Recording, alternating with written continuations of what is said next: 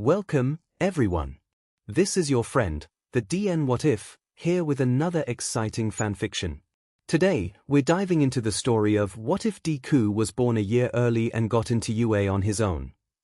If you enjoy this video, don't forget to hit that like button and subscribe for more fanfiction content just like this. Now, let's get started with the fanfic. When Izuku was 4, his life was pretty okay. He didn't have a dad as far as he knew, but he didn't think that was terrible. After all, he only needed his mother. But all good things come to an end. I'm sorry, Miss Midoriya, but your son is quirkless. That's when it all came crashing down. Are you sure, doctor? I mean, there isn't anything. Inko asked as she used her own quirk to pull the figurine towards herself. I'm afraid so. With how weak your quirk and your husband's quirk is, it makes sense even though only 20% of people are quirkless. Inko nodded her head and said her goodbyes, leaving the doctor's office with her son in tow. Mommy, Inko looked to her son quickly in the car to let him know she was listening. Do you think I can still be a hero? Her eyes widened and she pulled the car into a lot and set it in park.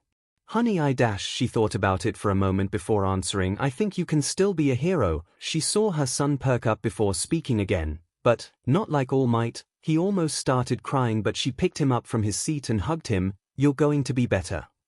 After their talk, Inko decided that if she was going to support her son, then he needed to take lessons on how to fight and defend himself. Especially from bullies, now that everyone seemed to know. Izuku, do you want to start taking classes? Inko asked as she made dinner while he set the table. Like what? Oh, will it help me be a hero? He asked excitedly. It would. He nodded his head vigorously and she smiled. She wanted to start off with something that would be good for running away and hiding from people first, so at the age of 4 he started gymnastics and parkour. She was proud that her son didn't seem to mind that he wasn't getting into fighting right away though. It was all going fine until he came home one day with a long nasty cut on his arm. She had asked him who did it, but he didn't tell her and only looked down sadly at himself. Honey, did this happen while you were trying to practice? She saw her son straighten up and begin to talk quickly. No. It was this other kid. I had been trying to run away like you said and was halfway up a tree when they grabbed onto my arm with their quirk and it cut me. But the teacher said it was an accident, so I didn't want to get the other in trouble. He explained, whispering at the end. She smiled sadly at her son. He was being a hero even to people who didn't deserve it. It's okay, honey. I'm gonna show you how to fix this up, okay? After all, a hero needs to know first aid. She declared, carrying him to the bathroom. She was glad that she was a nurse, so it was a simple few stitches and clean up. At the age of 6, Inko decided it was time for him to begin other activities. The bullying hadn't stopped and her son was already getting in trouble all of the time since they blamed him for it. So she decided it was time he learned to fight back. I think you should start some other classes. What do you think? Inko asked, as she helped bandage another wound. Really? Can I choose? How many am I allowed to do? Inko smiled as he talked excitedly about all the things he could learn. At the age of 6 he was in gymnastics, aikido, hapkido, judo, jiu-jitsu, and a parkour class. She thought it was too much for him since he was so young, but he was so excited and had handled everything well enough that she decided that it was okay for him to take so many classes. Since he started not being at home so much, Inko also decided to start taking more shifts. Money wasn't the issue, of course. They had enough to be fine for a while. She loved Izuku a lot, but nursing was always her passion. Izuku, honey, I'm not going to be home so much anymore and I'll be getting back a lot later. Is that okay? She asked as she walked him to his school. It's okay, mommy. My teachers offer me rides all the time. Inko was glad that he had such amazing teachers. She had known Haku and Sakura for 2 years now and was glad that they also offered the fighting classes to teach him. The only new teacher he seemed to get was a man named Akabane, who was a very calm old man who had a fighting quirk that allowed him to see all the openings in a fight. Okay, honey, as long as you're sure. It was Saturday, or as Izuku called it, free day. He had classes every day of the week except Saturday. His teachers thought it was because he wanted to play on those days, but it was actually because it gave him time to try out his own fighting style that he was making with all of the classes he took. He quickly learned that every fighter has a beat, like music, that they all followed, and if you were able to mess up the beat or keep yours unpredictable, then it would make the fight easier. He also used these days to learn anything else that could help him. He had been learning how technology and devices work to learn hacking, support building, and how to destroy any weapon he came across or find its weakness. He had also picked up sewing. He didn't know why, but he found it fun and comforting. After all, sewing was just like stitches, so he used it as an excuse even though he knew his mother didn't mind it. He was of course still interested in heroes, but he didn't have any All Might stuff yet. He didn't see the point in liking him if he couldn't actually help the kid. He also realized that, being quirkless, All Might didn't support quirkless people and often seemed to look down on them. So Izuku ended up liking a different hero. He was kind of new and had only graduated recently, but was an amazing underground hero as well as fought quirkless countless times. No one knows what his quirk is, but from the videos I've seen it has something to do with his eyes. He spoke aloud while taking apart an old computer from the junkyard, and all of the attackers seem to lose control of their quirks unless it's a mutant type. He finally got the back part open and began messing with the motherboard, so maybe he cannot wait, that's it. He yelled, running over and grabbing one of his notebooks before writing quickly. He can erase people's quirks as long as he can see them. That's why his hair floats. He's using his quirk. He wrote down any other things he could think of about the hero, including how his capture weapon assisted with keeping villains in his line of sight. Inko got home around midnight, but she was surprised to see her son still awake and working on a computer while writing in his notebook. She expected to see or hear him mumbling, but he was silent and had his lips pressed together as if forcing himself not to talk. It wasn't the first time she had noticed it either. When she had the first time, she thought maybe he was just having an off day, but this proved he wasn't. Izuku, I'm surprised you aren't mumbling. She laughed a little nervously. She was worried that her son was still being bullied. Oh. Sorry, I just must have been really focused. She could tell he was lying. He had a habit of putting his hand on his neck when he lied to her. She couldn't figure out why he always did that though. She only nodded her head but didn't seem convinced. Izuku, honey, are you being bullied again? Izuku jumped so much that he accidentally cut himself on the piece of the computer, but he quickly wrapped it and looked at her nervously. Why would you say that, Mom? Everyone pretty much leaves me alone, but it's fine really. He was always a very convincing 7-year-old even though he had a few tells. Okay, Izuku, whatever you say. Izuku was now 12 and always seemed to have a lot on his plate. His mom always seemed to worry about him, but with all of her shifts and his lessons they didn't talk about it much. He had learned and was proficient in all of the classes he took, but he knew he could always do better. After all, he was useless according to his classmates. He knew that he couldn't take what they said seriously and to just ignore it, but he couldn't sometimes. He was heading to his class and was practicing his park hour at the moment since the streets were pretty empty. The two teaching him turned out to be married and combined the classes since they knew what he was trying to do.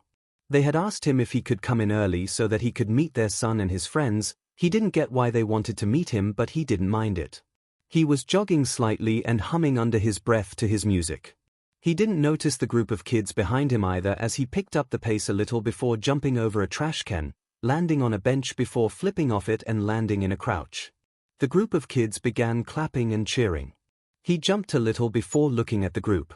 Oh, sorry, didn't mean to bother you guys.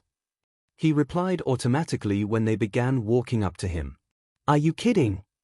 That was awesome. The one with straight black hair and sharp teeth shouted with stars in his eyes. Sorry, I'm really bad with people. He answered, still a little nervous. No worries, man, neither is our buddy Kirishima here. The pink girl with horns assured as she laid an arm over the black-haired one. Yeah, he gets all shy, the blonde with the lightning bolt teased as he nudged the black-haired one, making him blush a little, and nudged his friend back. Wait, I've seen you somewhere before. One with large elbows said, looking at him as he still hadn't stood up straight yet. Once he did, they all jumped back a little since they didn't expect him to be taller than they are. Whoa, dude. How much older are you? Kirishima asked. I'm only 12. He responded with a slight blush on his cheeks. Oh no, we didn't mean it like that, it's just you're our senpai then. The blonde answered while waving his hands. We never even introduced ourselves. My name's Ashido Mina, this is Kaminari Denki, Zero Hunter, And Kirishima a hero. Ashido greeted pointing to all of them. Oh. My name is Midoriya Izuku. I should probably go actually I need to meet up with my teachers. He gestured widely behind him. Oh right didn't mean to keep you Midoriya senpai. Have a good day. They shouted to him as he began running again. He blushed slightly at the name but waved goodbye. Midoriya. It's good to see ya. Haku yelled as she saw him enter. What's wrong honey you look flustered? Sakura said as they both walked up to the boy who was panting. There were these kids, and they said I was cool, then started calling me senpai. He yelled the last part like he was describing a car accident. Oh Midoriya honey they just thought you were cool is all don't worry, and we warned the kids to calm down a little around you too. Sakura said, trying to calm down the boy at least a little. Yeah. Don't worry about it, a hero will love you. Izuku looked up shocked. Kirishima a hero. The two nodded their head confused, that was one of the kid that I dash. Hi moms. Oh Midoriya senpai. I didn't know my moms were your teachers. The group of four ran up to the three making the two adults smirk. A hero you didn't tell us you knew little Midoriya here. Sakura said, still smirking at Izuku. Oh, we met on our way here actually. He was awesome a hero went on a tangent on what Izuku was doing as the older blushed and tried to hide his face in his hands. Okay that's enough. Haku giggled out as she led Izuku to the training area he still needs to work if he's gonna be here. Izuku nodded his head, going to change into spandex shorts, a tank top, and some knee and elbow pads before coming back out and stretching to loosen up a little. He looked over and saw the four others messing around a little. He smiled slightly. He wished he had something like that but he was happy that none of them were alone. Okay Midoriya, since it is one of your off days how about just doing some of your normal runs and then whatever you want. Haku already began to do her own routine. Sounds good Haku-sensei. The woman nodded her head and went back to work and Izuku started a run. Hey you four. You might wanna watch this. Haku yelled to the other kids. They all looked over and watched as Izuku jumped over a few foam boxes before jumping from the tallest one. He reached up and grabbed the edge of a cement wall and pulled himself up. Wow that's so cool. Mina cheered. Izuku blushed but kept focus on the task at hand. He ran across the edges and climbed up higher every once in a while until he got to a part where it was only railing. He balanced on a part for a moment and took a few breaths before crouching then jumping off and landing in a roll. Wow! Holy crap! He blushed a little more before standing up and catching a water that was thrown to him. Good job Midoriya, go get some water then we'll go from there. To say Izuku was exhausted would be lying, he was dying honestly. Going from only talking to his teachers, mother, and the Bakugas to talking to four new people that were all very excitable was different. When he walked into the house he saw his mother sitting on the couch watching TV. He walked over there before flopping on her lap with a sigh. Hi honey, how was today? She asked through laughs. MH. It's not funny. They were so talkative and nice. He said like he was complaining. Isn't that good though? A change from everything.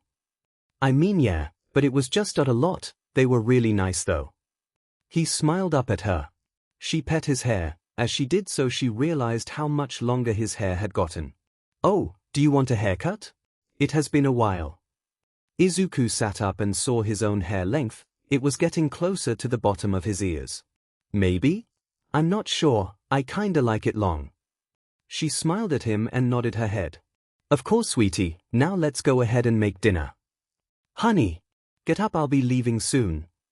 Inko called from the kitchen as she got dressed. I know mom. Izuku shouted while he jumped from the stairs and landed in the living room. He had on shorts and a tank top again since he was supposed to go on a run. You look amazing honey. She turned him around seeing his hair in a small ponytail. Now, here's any money you might need, get groceries on the way back, and make sure to stay hydrated. She kissed him on the cheek making him laugh a little. I know mom, I know, have a good day, make sure you tell Grandma Chio I said hello. She was a woman that had started volunteering at his mom's hospital. I love you. Love you too. She went out the door and headed to work while Izuku got around to go for his run. He grabbed his phone, headphones, and a water bottle before he headed out the door with his keys. After his run, he decided to go to the beach. He had been working on cleaning up the beach for a while so he could build up muscle outside of lessons. Once he got to the beach, he set his stuff down and began humming slightly as he picked up garbage. He was so busy cleaning and hopping over all the obstacles that he didn't notice someone watching. Well, actually that's what the kid thought. Izuku had noticed him as soon as he stopped walking and watched Izuku. Once he cleared a good area, he decided to walk over and get a drink and sit down. The person still hadn't left though. He sat up and turned to them with a smile. "You can sit down if you want, I don't bite, promise." He joked, making the person smile at least. The two were silent until Izuku decided to speak again. "My name's Izuku Midoriya." The person looked at him and stared before answering. "Shinsu Hitoshi." Izuku nodded before he stood up almost abruptly. "Well, I'm gonna do a little more work. You're welcome to join in if you want." He smiled before going back to moving the garbage out of the way. He did notice though that Shinsu hadn't moved yet. After another hour he decided to call it a day and walked back over to Shinsu, who still hadn't moved yet. "Well, don't you want to go get some lunch?" The other seemed shocked that Izuku was even talking to him. "That I don't have any money." Izuku smiled brighter. "That's fine, I'll treat you." The boy followed him even though he seemed a little nervous about it. "Why are you taking a complete stranger to lunch?" Shinsu asked, not meeting the other's eyes. "Why were you watching a complete stranger?" Izuku asked with a smirk, being able to catch the other's eyes. But it was because Izuku thought about it for a moment. It wouldn't be obvious to most people, but since Izuku worked with a lot of small pieces and focused on all the details, he noticed that he was skinnier than he needed to be. He didn't miss the subtle marks around his mouth. "I don't really know," seemed fun. The other looked at him confused but shrugged him off. "Why did you follow a stranger?" Depending on his answer, Izuku was going to offer something. "You don't seem nice enough." Izuku nodded his head. If what he thought was true, he was going to drag someone to his mom later. Most people wouldn't do that. Shinsu flinched a little. But then again, most people don't offer lunch to a complete stranger. Once they made it to the downtown area, Izuku watched for Shinsu to look at a place. He wasn't really surprised when the other's eyes settled on a cat cafe for a minute. Let's go there." Izuku made it seem like he came up with the idea, though he could see the subtle signs of happiness on the other's face. They were both silent for the most part, but neither seemed to mind it. Until Izuku got curious. "So, what's your quirk?" He saw the other try to suppress the violent flinch at the question. The other started to avoid eye contact and even shrunk in on himself. "I'm quirkless." The other looked surprised. "So whatever your answer is, I'm not gonna push you away, but I won't push for an answer either." Shinsu seemed to calm down after that but still didn't look up. "Brainwashing." Izuku nodded his head. "Is it response-based or do you have to do it through contact? Can someone break out or do you have to let them go?" Izuku asked a few questions because 1, he was genuinely curious, and 2, to make sure the other knew he wasn't afraid to talk to him still. "It's response-based, and they have to sort of be pushed somehow to be knocked out of it, or feel pain." Izuku nodded and wrote it down on one of the napkins. They had found out he had almost photographic memory, so him writing it down now would make sure he knew later. That's really cool. You plan on being a hero?" Izuku asked. He was generally interested. Yeah, I wanna be like Eraserhead." Izuku had stars in his eyes. "Really?" "Me too. He's so cool honestly, and his fighting style is actually hard to follow." Izuku kept talking about Eraserhead with Shinsu jumping in and adding his own thoughts. After a while, with the two eating and talking, it was almost time for Izuku to head home. "Hey, do you have a phone?" Izuku asked, pulling his out. Yeah, he pulled his phone out and handed it to Izuku. "Why?" "Well, to exchange numbers, right? I mean, we're friends after all." Izuku explained with a blinding smile. "Oh, that okay." Shinsu shrugged his shoulder, but Izuku could see the happiness in his eyes. "And call or text if you ever need anything." Shinsu nodded. "Seriously, even if it's something you think is silly." Soon the two said goodbye as Izuku pulled out his phone again and called his mom. "Hi honey. What's up?" I met someone today. But something's wrong with his home life. I'm gonna see if I can help him, and if I can, is it okay if dash? Of course, honey. I would love to have him over. Don't worry about anything. The next night Izuku was woken up by his phone ringing loudly. He woke up a little confused and saw it was Shinsu. Shinsu? Everything okay? It was almost silent, but he could hear crying, Shinsu, talk to me, what's happening? He was already getting his shoes and jacket on. I don't know. It's okay, I'm on my way, can you tell me where you are? Izuku ran out the door and began running even though he didn't really know where he was going. On XX Street, the light blue house with a white door and a black car in the driveway. Izuku looked for the street and turned down it. He didn't like how it sounded, like he was having trouble speaking either. It was like gritted teeth or dashed or a muzzle. He picked up the pace until he saw the house. Shinsu, can you get outside? Or near a window? There was some shuffling before a window opened near Izuku. Okay, I see it. Back up a little, okay? The wall of the house was obviously straighter than the one at the gym, but he could manage. He took a few steps back before sprinting forward and used a little of the house to get up. He gripped onto the window edge and pulled himself up before silently entering the room. Once he was in, he felt someone tackle him and hug him. He looked down and moved Shinsu a little and saw the muzzle. I'm sorry it took a while to get here. He unclasped the muzzle and set it down before hugging the younger again. Now I need to get you out of here, okay? So grab anything you want. The younger nodded before letting go and grabbing a bag that was under his bed. Izuku felt a little bad that it was only a slightly packed bag he wanted. Okay, now hold on. Izuku picked him up and climbed out the window before falling and going into a roll, but made sure that the younger didn't get hurt. You okay?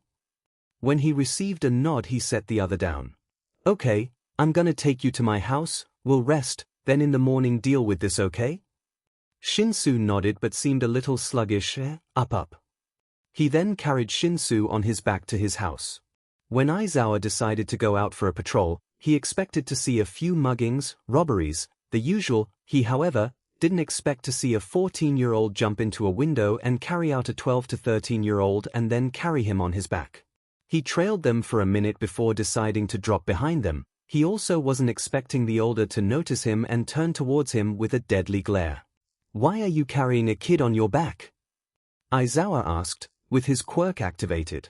The teen looked zest before shocked. You're Eraserhead. That threw him off a little. Answer the question. The teen stared at him, before looking back to see if the other was still asleep. I met him a few days ago. I told him to call me if anything happened. He had marks around his mouth and looked like he was malnourished. He called me crying and told me where he was. When I got there he was wearing a muzzle and it looks like he's been hit a few times. Aizawa was shocked. A 14-year-old had just saved a random kid's life because the kid called him. Where are you taking him? The teen seemed to think again. My house, treat any wounds, make him food if he's hungry, let him sleep, then in the morning go with my mom to work to get him actually treated and talk to the cops, see if he can stay with me and my mom permanently. That shocked him even more. Most people would have left him alone and just have taken him to the cops or hospital to let the system deal with it all. Aizawa stared at him and thought about what he was going to do. Fine, take this. He handed the boy a piece of paper with his number on it. Tomorrow when you go to the doctor's, call me, got it? The teen seemed shocked. Oh, yeah, sure. Aizawa nodded before leaving the two, though he was actually following to make sure they made it to the house safe. When they got back the lights were on and Inko had been pacing while looking worried. When Izuku opened the door she was about to shout but saw the sleeping kid on her son's back. Izuku! What happened? She whispered while looking at the boy. I told him to call me if anything happened. He called me and was crying, so I rushed over. Is it okay if we come with you to work tomorrow? He should get checked out. Inko nodded her head. Do you want to wake him up? See if he's hungry? She started walking to the kitchen. He nodded and slowly set the younger on the couch before shaking him slightly. Shinsu! The boy slowly opened his eyes and blinked a couple times. Hey, are you hungry? He looked around for a minute before nodding his head. Oh, I'll get you a sandwich, any preference? Peanut butter if that's okay. Sure thing. He walked to the kitchen and saw his mom looking for a few supplies to give him a small check over. She walked into the living room and Shinsu panicked for a minute, about to run. "It's okay, I'm Izuku's mother, and a nurse. Do you have any injuries?" The boy seemed to just stare at her. "Izuku?" Her son walked out with some food and gave it to the other. "Here, I got it, you can go to bed, Mom." She nodded and went back to her room. "Is it okay if I treat your injuries?" "Why, is she nice?" Izuku looked up from looking at Shinsu's arms. "Yep. She tries to help anyone, she's honestly my hero." He joked as he began cleaning any old and new wounds on him. After Shinsu ate and was treated, Izuku went to grab a blanket and pillow. He set the pillow down and sat down next to Shinsu, but felt a pressure on his shoulder and saw the younger asleep. Izuku smiled and decided not to move him too much and laid down, letting Shinsu use him as a pillow. In the morning, the three went to the car and drove to the hospital. "Okay, Izuku, you and Shinsu can head to." She pulled out an empty chart. "Go to room 15 and I'll be in there with Chio, okay?" Izuku nodded and led Shinsu into the room where they both sat on the bed. "Oh, Eraserhead wanted me to call him." Shinsu's eyes widened. "You have Eraserhead's number? When did you get that?" Shinsu asked, looking amazed. The other night, he wanted to make sure you were okay." It looked like the younger was too starstruck as Izuku called the hero. "Hello." A tired voice answered the phone. "Hi. We met last night, and you told me to call you when we got to the hospital." There was rummaging on the other side of the phone. "Okay, I'll be there soon." The man hung up. Izuku looked a little offended at the phone as he walked back over to the other. "I don't know how to feel about the fact that my favorite hero just hung up on me." It wasn't long till Chio walked into the room and saw the two boys talking. "It's good to see you again, dear. Glad you aren't hurt again." She joked. "No, Grandma Chio, but this is Shinsu." He stepped out of the way, showing the woman, Shinsu. "Nice to meet you, Shinsu. My name is Dr. Chio, but Izuku and his mother call me Grandma Chio." She offered a hand that he slowly shook. "Now, any injuries I should know about?" Shinsu looked to Izuku, who smiled. "He's malnourished, though it's not extreme, some dehydration, bruising on his right side, a few scars on his chest, but other than that everything is superficial." Chio nodded her head. "Okay, I'll give you a once-over, then we'll give you an 4 and some food. If needed, I'll use my quirk and fix you right up." Shinsu nodded his head but held on to Izuku's arm throughout the whole thing. "Sorry, let me answer this." Izuku picked up his phone. "Hello? Deku? Where have you been? I haven't seen your sorry but for weeks." Izuku laughed as he heard the other scream into the phone. "Sorry, Kaken. I've been busy, you know that. I'll make sure to stop by later, okay? You can meet me at the gym later and see how well your fighting's gotten." Izuku teased, knowing it would rill up the other. "Oh, it's on Deku." The other hung up as Izuku glared at the phone. "Everyone keeps hanging up on me today." That got Shinsu to laugh and lighten up a little. "Oh, you think that's funny?" Izuku asked with a smile. The other started laughing harder. It wasn't long either till his phone went off again. He glared and answered it. "Swear to God if you hang up on my I will dash." "Sorry, I'll make sure not to do it again." Izuku's face heated up. "But I'm here with a friend of mine. What room are you in?" "Right, sorry, I'll be down there in a second." He hung up this time and turned to Shinsu. "I'll be back in a minute, okay? If you need anything, hit this button and my mom will come check on you, okay?" Shinsu nodded as Izuku walked out the door, heading to the entranceway. When he made it there, he saw Eraserhead with another man talking to his mom. "Oh, sweetie, just in time." Inko turned and gave her son a hug. "I have to go." One of the patients went into shock. "We'll be back, okay? Love you." She seemed to run before shouting orders. "Sorry about that.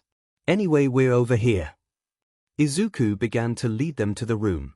"I'm Detective Naomasa, by the way. I want to help in Shinsu's case." Izuku looked at the man and smiled. "That's fantastic." They walked into the room where Shinsu was talking to Chio.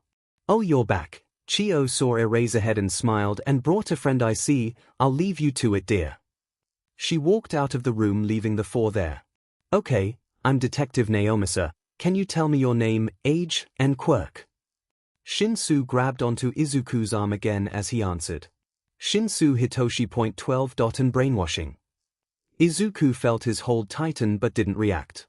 Okay, can you tell me what growing up was like?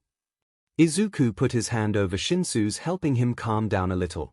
My parents were killed in a villain attack. After that I was tossed around in foster care because of my quirk, and I was in this home for almost a year. Izuku felt Shinsu tighten his hold, but just kept smiling. They made me wear a muzzle because of my quirk, and if talked they'd hit me for it or wouldn't feed me. Shinsu stopped talking after that and it was silent.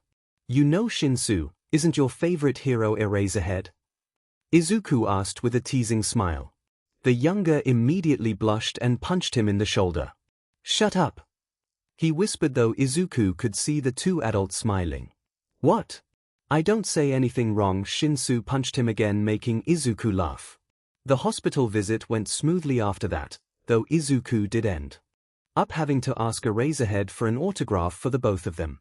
We got his autograph, Shinsu whispered in amazement as Izuku walked them back home.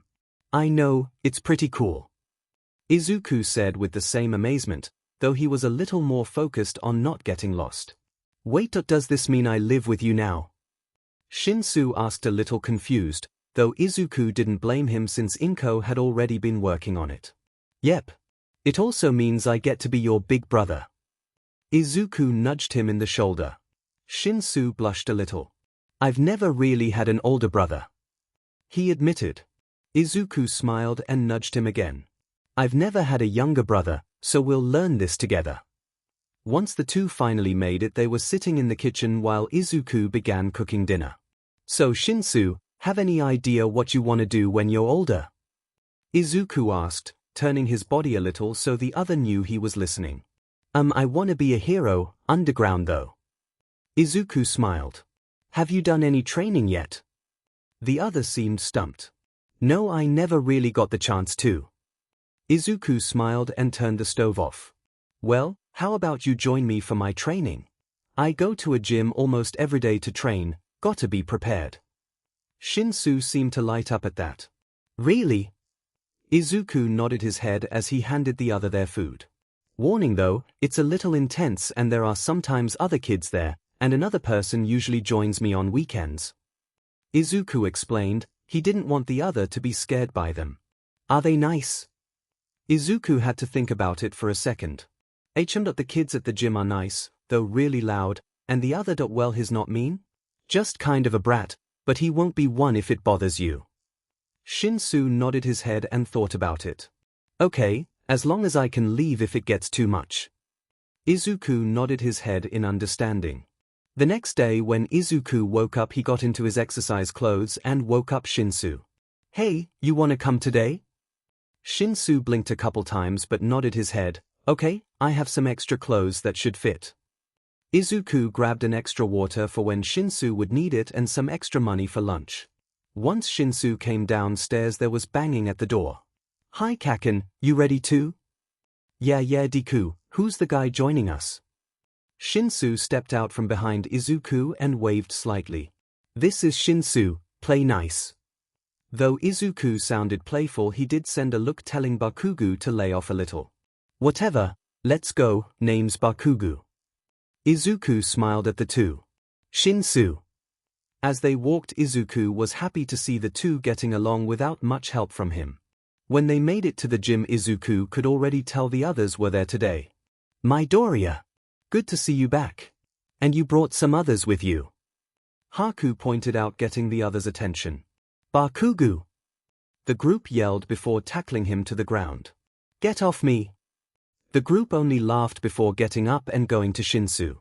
Hi. My name's Kaminari, this is Shiro, Mina, and Kirishima. Shinsu watched them for a moment. Shinsu. After that, Shinsu got dragged into the group as they all sort of messed around but trained at the same time. Izuku smiled as he practiced more parkour while dodging Haku, who was chasing him. You ready to go, Izuku? Inko asked as Izuku ran down the stairs. Shinsu stared at him as he rushed around. Yep. I have everything, I'll see YA later. Bye Mom. Bye Toshi. He called before running out the door. Don't forget to walk Hitoshi home. Shinsu turned to Inko with a small blush and glare. I can walk myself Mom.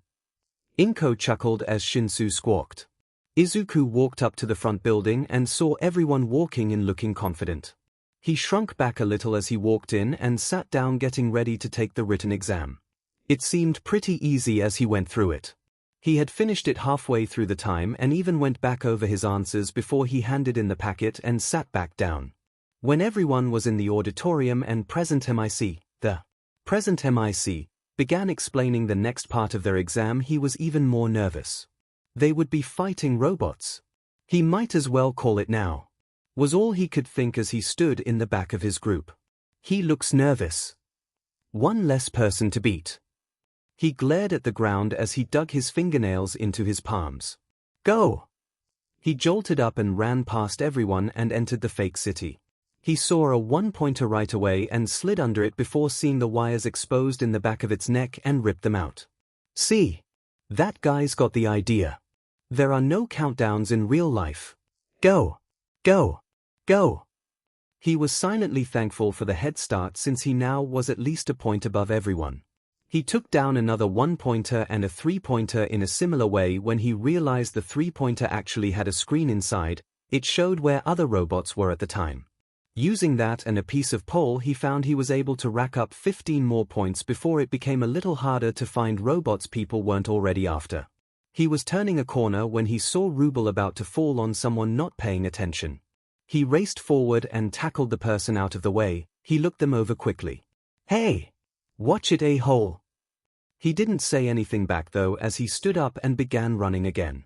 Thank kid should be thankful he's not dead right now thanks to that green-haired one.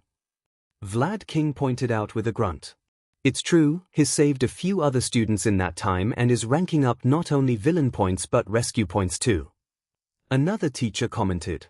He hasn't used his quirk either, it might be a mental quirk then. Nedzu smiled as he pulled up the student's file. Midoriya Izuku, quirkless.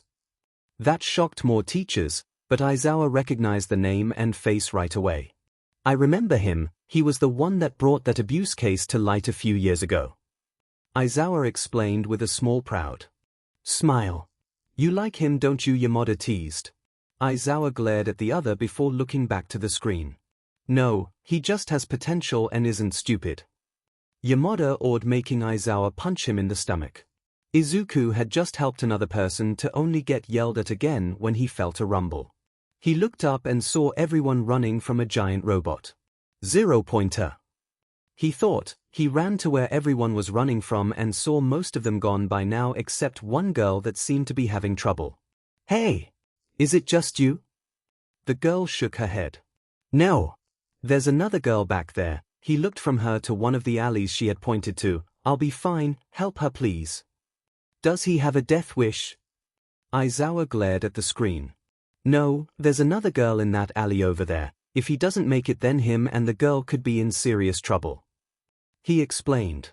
Izuku made it into the alley and saw another girl holding her leg. He went over and scooped her up as carefully as possible before dashing out of the alley just as the building next to it was crushed.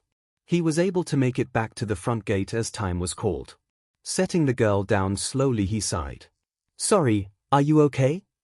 She nodded and thanked him before recovery girl came and healed them both since Izuku had a few scraps and bruises. There you go sweetie, can't have your mom worry now can we? Izuku gasped quietly before nodding. Right, thanks Grandma Chio. Once everything was done and over with he packed his stuff up and was outside the school when someone grabbed onto him. Hey! He was slammed up against a wall and grunted as someone got in his face.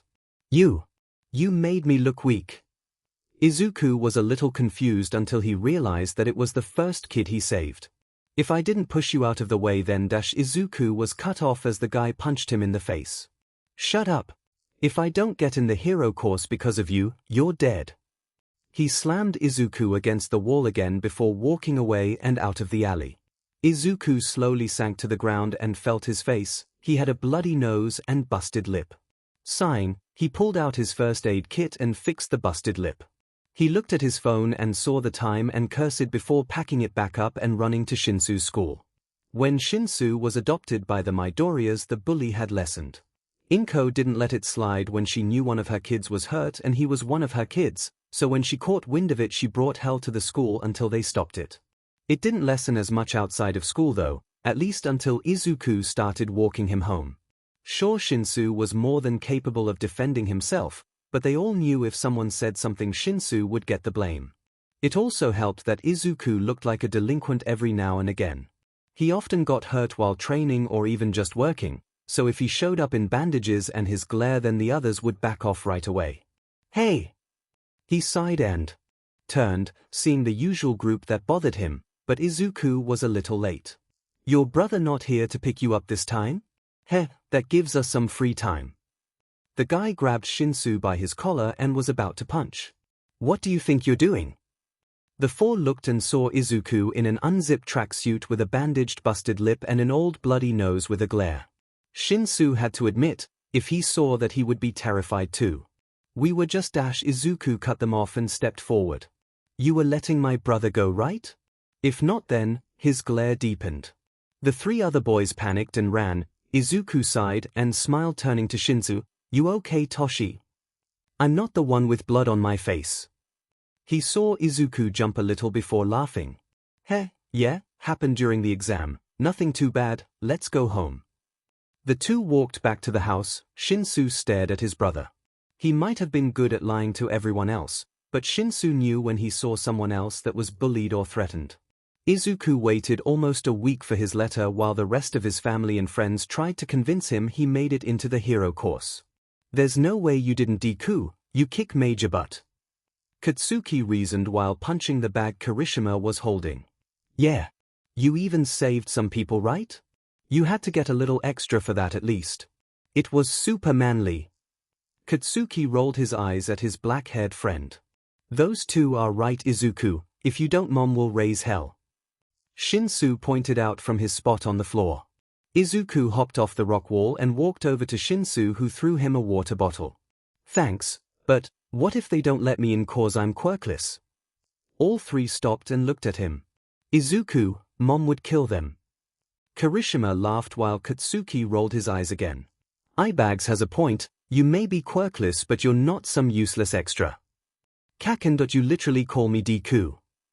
That got Kirishima to fall over laughing while Shinsu tried to contain his own laughter. F off. That's different. It's not my fault I couldn't effing read. Katsuki punched the punching bag hard enough that it hit Kirishima, knocking him over again. Oh. Baku bro, what the hell? Shut up, shitty hair. Izuku unlocked the door as he and Shinsu finally made it back home. We're home.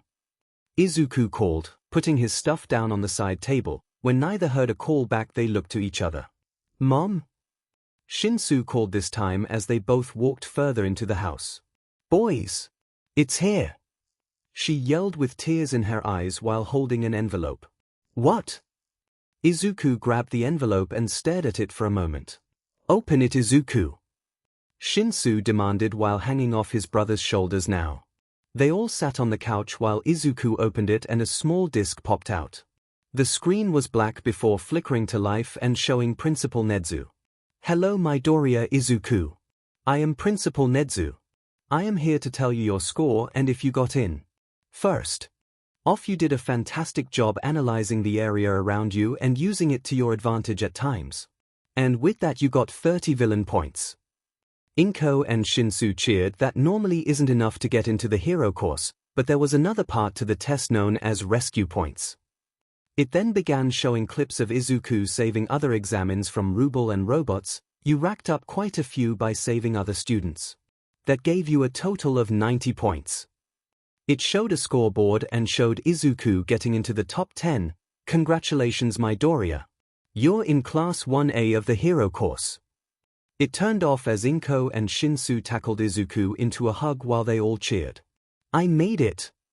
Izuku shouted as he and Shinsu made it to the gym. The Baku Squad, as they called themselves, along with Kirishima's moms, all jumped up. Hell yeah! Haku cheered as the Baku Squad all tackled Izuku into a hug. Told you fucker! Good job! You're manly as hell. Izuku laughed as they all yelled at him. Okay kids, get off Midoriya, Sakura said as she helped the older boy up. See, as you made it, I think you deserve a little surprise. Izuku quirked an eyebrow. What are you talking about? Haku pulled out a box and walked towards Izuku. Oh no, you guys really didn't have to. He tried to push the box away but they didn't let him. Open it! Open it! The group cheered while Katsuki and Shinsu smirked at the boy. Izuku opened the box and slowly pulled out its contents. It was a black jacket with white sleeves, a neon green on the left side of the jacket, on the back was a neon green bunny face, and green accents around the sleeves. Oh my god, I'm never taking this off. He felt the fabric and noticed it was similar to a lot of workout fabrics. We made sure it was breathable so you could wear it while you work out and stuff. Mina explained. Yeah. And look on the inside of the collar. Zero yelled, pointing to it. Izuku looked on the inside collar and almost cried. It had the words Squad Big Brother embroidered on it. Oh my god guys. Never mind, he was crying now. This means now legally we're your problem now. Kaminari yelled as the group jumped on him again. Izuku was crying while they all hugged him. It was mine and Ibag's idea, you were getting it either way. Katsuki stated. Izuku smiled and pulled them all into a hug. Let me go. Put me down, Deku. Katsuki and Shinsu shouted, trying to escape the group hug. Nope. Izuku was walking with his headphones in and his hair up as he walked to the store.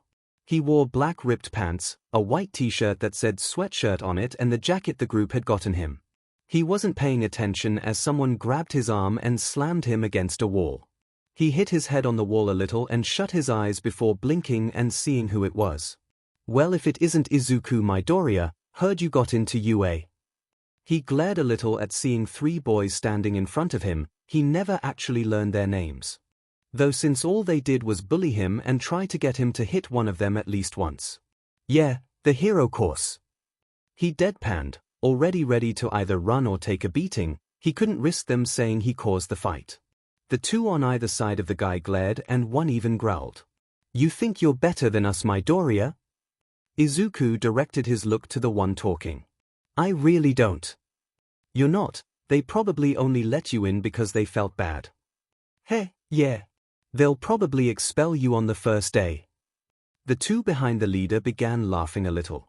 Shut up, the two stopped laughing as the middle one spoke. Though you aren't wrong, they'll realize soon enough that you aren't worth the time. Izuku's glare deepened, or that we can show them.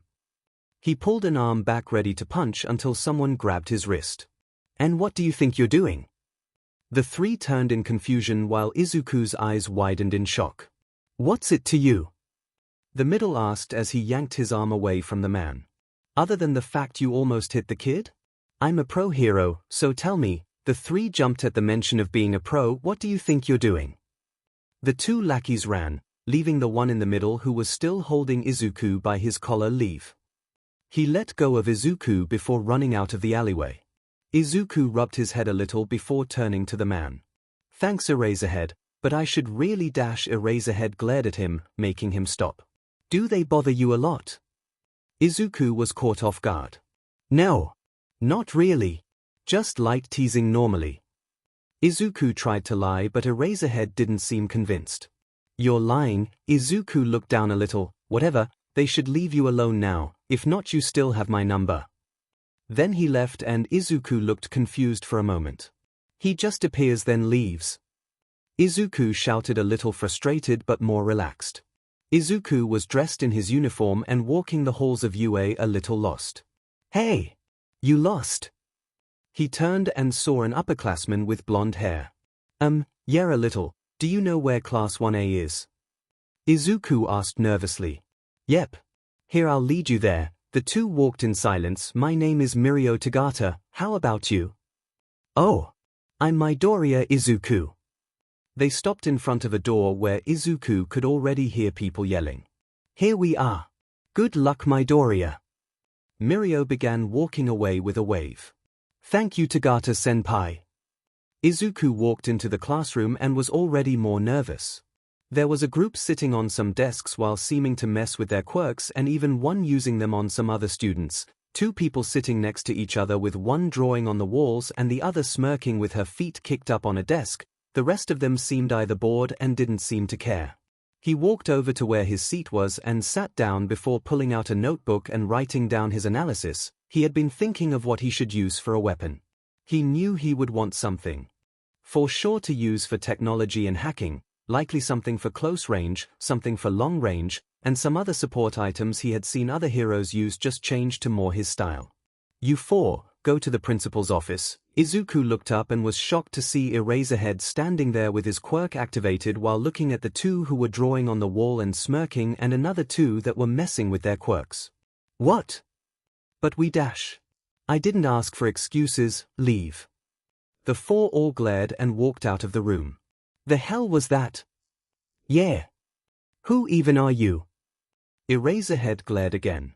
You three can join them and leave, now. Izuku was really shocked. He hadn't seen so many people get expelled all at once, especially ones with strong quirks. Everyone put these on and meet me outside. Before they even made it outside, 3 more people had been expelled and Izuku hadn't even seen it happen. When they did make it outside though, there were only 9 other people left. Today we'll be doing an apprehension test. You can use your quirks during the test. Most were quiet at this point, but of course some people had to speak up. This'll be easy. Yeah, they'll be lucky to even beat me once. Eraserhead sighed and glared at them. You would think you learned by now, you can leave now. Throughout the test another person had been expelled. Izuku was honestly just glad that he wasn't last though, but it seemed the person that was last was Cest. They were soon expelled, only leaving Izuku and 5 other people at the end of it. Sir? Eraserhead looked to one of the only girls left. Why did you call it an apprehension test instead of a quirk apprehension test? Because one of you doesn't have a quirk. Izuku flinched, but none of them noticed. Though Izuku could hear them begin to talk about how a freak could do that and how dangerous it was for someone so useless. Stop. They all grew quiet. If you think it's too dangerous for a quirkless person to do this or you have issues with someone being quirkless, raise your hand. Izuku was the only one who didn't raise his hand. Great, you all can leave too then. It doesn't allow quirk discrimination. Izuku ignored the glares thrown at him as the students left. He turned to Eraserhead once they left. You really shouldn't have done that. They all really are talented and are strong. You shouldn't let some quirkless kid dash. Eraserhead cut him off by placing a hand on his shoulder. Midoriya, Izuku flinched a little and didn't meet his eyes. You're not just some quirkless kid, you have potential, unlike them, and you're willing to give people a second chance no matter what. You let me choose who really deserves one. Izuku nodded his head. Good, now go home or I'll expel you too. Izuku walked out of UA that day shocked. He expected for the day to be crazy but not that crazy. When he picked up Shinsu from school that day, the younger noticed his weird behavior right away. Okay. What happened? You look like you just expelled. You didn't get expelled, did you? Izuku snapped out of it for a second and laughed a little. No, the exact opposite actually. Everyone in my class was expelled except me. Shinsu stared at him. What the F dash? Exactly. And my teacher was Eraserhead. He expelled everyone except me. The two walked quietly in shock until Shinsu spoke up again. So like, did he adopt you or something? Hitoshi. The next day when Izuku was walking to class he saw Mirio and 2 other people. Hey! Midoriya! You're still here. Izuku smiled and waved before walking up to them. Hey yeah, I'm glad I'm still here too. It was nice running into you. Izuku walked away from them and walked into class already seeing Aizawa laying in his sleeping bag. Good, you're here early, makes my life easier. He stepped out of the sleeping bag and gestured for Izuku to stand by him. We need to figure out your hero costume and support items you'll want or need. Izuku nodded his head. I saw you writing in a notebook labeled Hero Gear, mind showing me? Izuku blushed a little and pulled out the notebook from his bag and handed it to Aizawa. The teacher looked at it for a minute before writing some words on a board. Okay, you'll need to explain to me why you'll need these things. On the board it said long range item, close range item, grappling item, and computer. Well, for the computer it would be something that would go on my arm like a small screen, so I would be able to write information down and be able to hack into things. I learned how to hack when I was younger and I've gotten a lot better at it, and that could be helpful with security cameras and systems. For the long-range item, it would be easier to fight someone who fights at long range, and instead of trying to get close to them I would be able to fight at a further range and then try to get closer once they were weaker. Short range would be the same thing, since I can fight hand to hand. It would help if they also had a weapon but I couldn't block it. And for a grappling item it would help me climb, travel, and pull people closer to me to attack them. Aizawa stared at him in almost shock. Then again, he did have a tendency to ramble a lot. Good. Do you have any ideas for the items? Izuku rubbed the back of his neck. For the short range I could use a knife or eskrima sticks, since they could block and deal damage. If I did the eskrima sticks I could also add an electrical charge so that if I hit someone with them while they were charged it could knock the person out too. He explained quickly, with Aizawa nodding. The eskrima sticks sound like a better idea since you seem to have more ideas with them. What about the long-range item? Izuku looked down for a moment. Well, what about a gun? Aizawa looked at him. Not with actual bullets. Unless they are needed, but more of rubber bullets and beanbag shots. They are less lethal and still do damage. It would be a lot safer. Aizawa cut him off. Good, you at least have done research on them. I'll talk to Snipe and have him teach you all the safety rules and anything else you'll need. Izuku let out a breath of relief. Now what about the grappling item? Izuku blushed. When I came up with that, I was watching a video of you fighting, and I thought it was really cool how you used your capture weapon. So I thought something similar would work. Not the same thing though, since then I'm just copying you obviously. But maybe something that would go on my arms that I could have under my sleeves? That way it's a hidden weapon and people don't expect it. Aizawa nodded his head. Okay, we'll have to work on your movements then and see how well it'll work with certain styles and how you'll use it. Izuku smiled and nodded his head. You know a lot about building support items, it seems. Go to Power Loader and work with him on making your costume. Izuku nodded and walked out the door, heading to the support room. Izuku walked to the support room and knocked on the door before opening it. How can I help you? Power Loader asked as Izuku walked in. Aizawa-sensei sent me here to work with you on my costume and support items. Power Loader paused and stared at him. Oh, you weren't expelled. Okay, well, do you have ideas for what you want? Izuku was confused but waved it off and showed him the notebook and the added information. Yeah, with this it would be a good idea to use a curved piece of glass or strong plastic, since it would be harder to break if someone tried to attack that arm. Power Loader nodded his head. You seem to know your way around support items. Izuku blushed and rubbed the back of his neck. Yeah, it's a hobby I picked up. I love building and taking apart stuff. Power Loader smiled. Great. Let's get to work on everything then. Snipe, the gun hero, turned to Aizawa. I need you to teach my student how to use a gun. The entire teacher's lounge went silent. You still have a student? You're giving them a gun? He activated his quirk. Yes and yes, now will you teach him? He asked through gritted teeth to the other pro. Of course, Aizawa. Would it be better to do it after school or during? Aizawa had to think. He didn't know Izuku's schedule. I'll have to ask him. I'll get back to you later. He walked out of the teacher's lounge and down to the support room, where he heard someone talking excitedly. He opened the door to find Izuku writing out blueprints. If we make it a small bracelet and lace the capture weapon around it and my arms, it would be able to shoot it out like a grappling hook. And we could— Oh, hi Aizawa-sensei. Izuku greeted, stepping away from the blueprints for a moment. Good to see you take this seriously then. Snipe wants to know if it would be better to teach you gun training during school or after. Izuku thought about it for a second. Probably during, unless I would be able to leave and pick my brother up and bring him back. Wait, no, 'cause I still have to train at the dojo and they would probably kill me if I didn't show up. Yeah, during would be better. He nodded his head and left to go tell Snipe.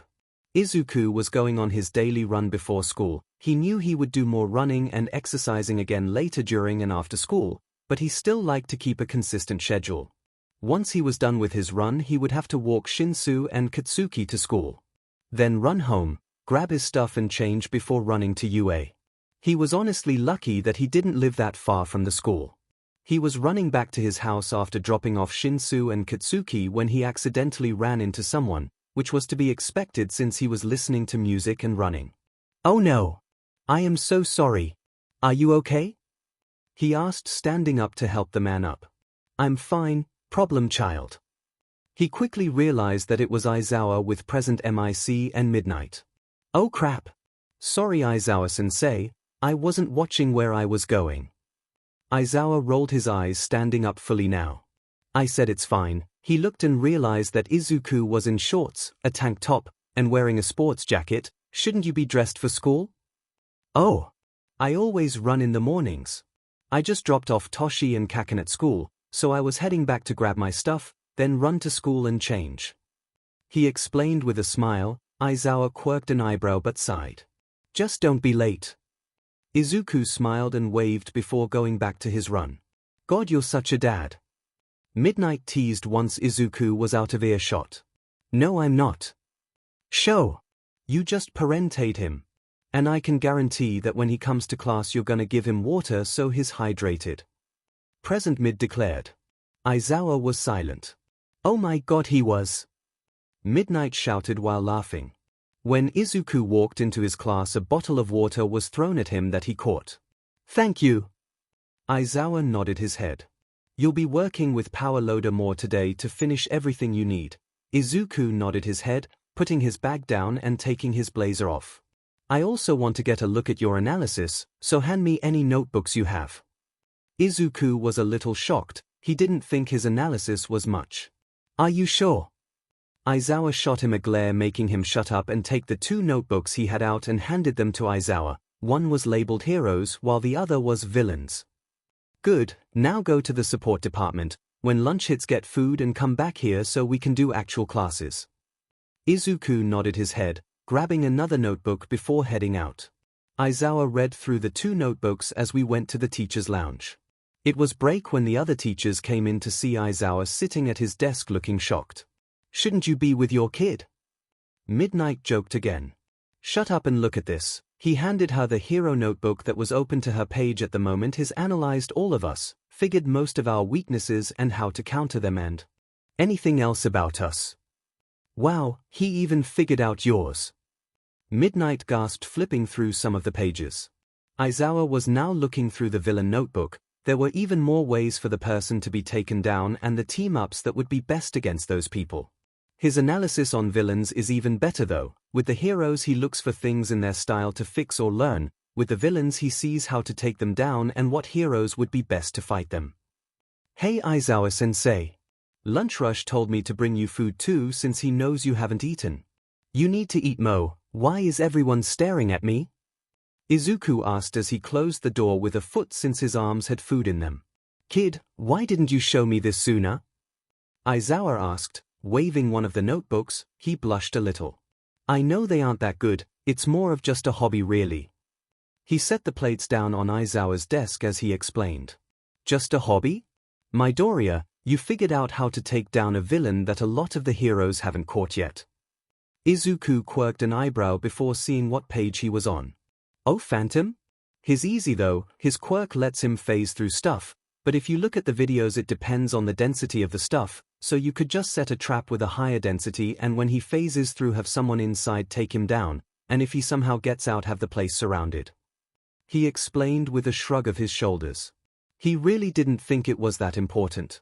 "Problem child." Izuku jumped a little. "I'm going to show you a video and I want you to analyze both parties, then tell me what you can figure out, got it?"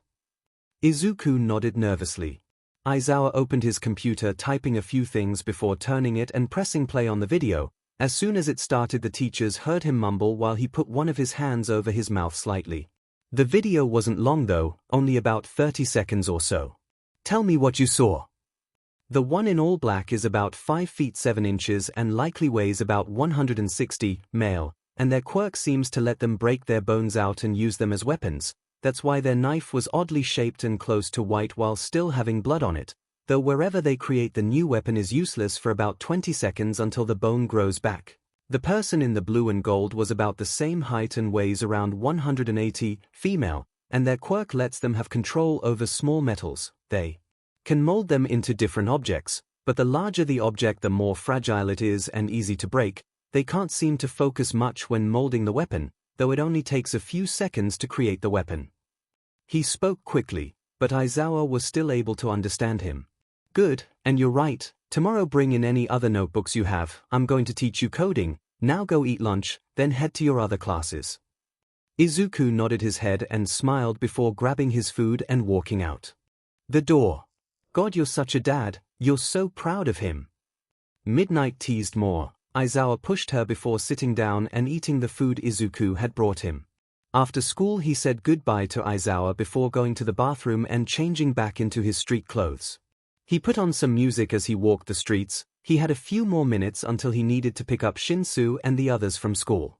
He was walking past an alley when something caught his attention. He paused his music and looked down the alley, making sure not to reveal himself.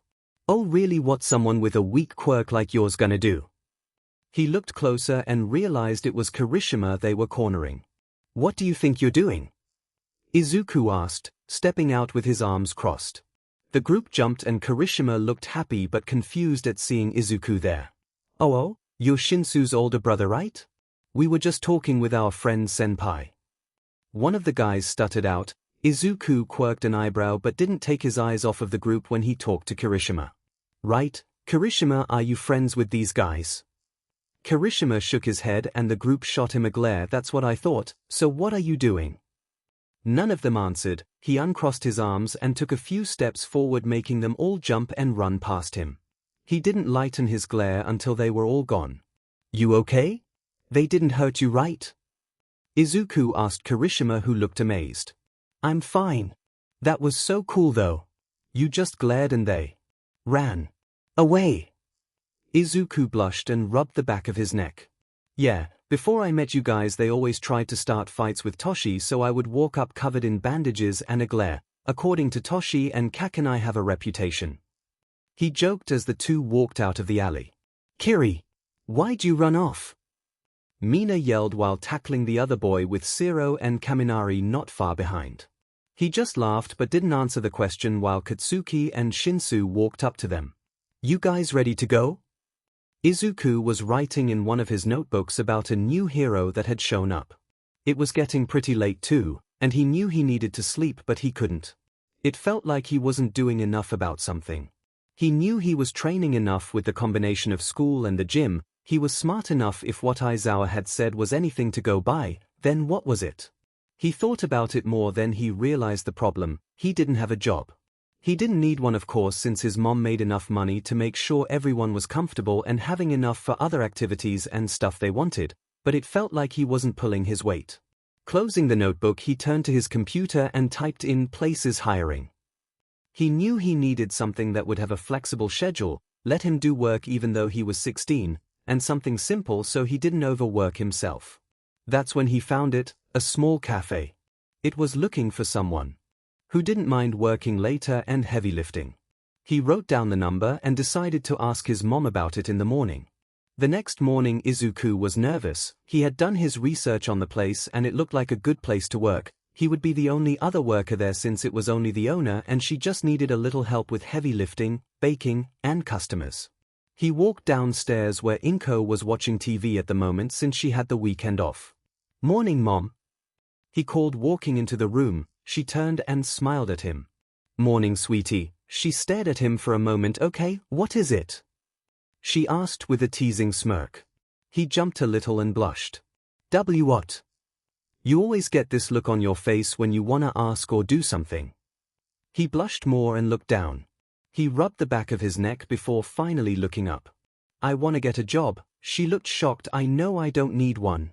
After all, you make good money and we live comfortably, and I know my schedule is usually pretty busy, but I really want one, 'cause then it feels like I'm actually helping in some way or dash. Inko cut him off by placing her hands on his shoulders. Izuku, honey, it's okay to want to get a job, but you know it'll be difficult with school, right?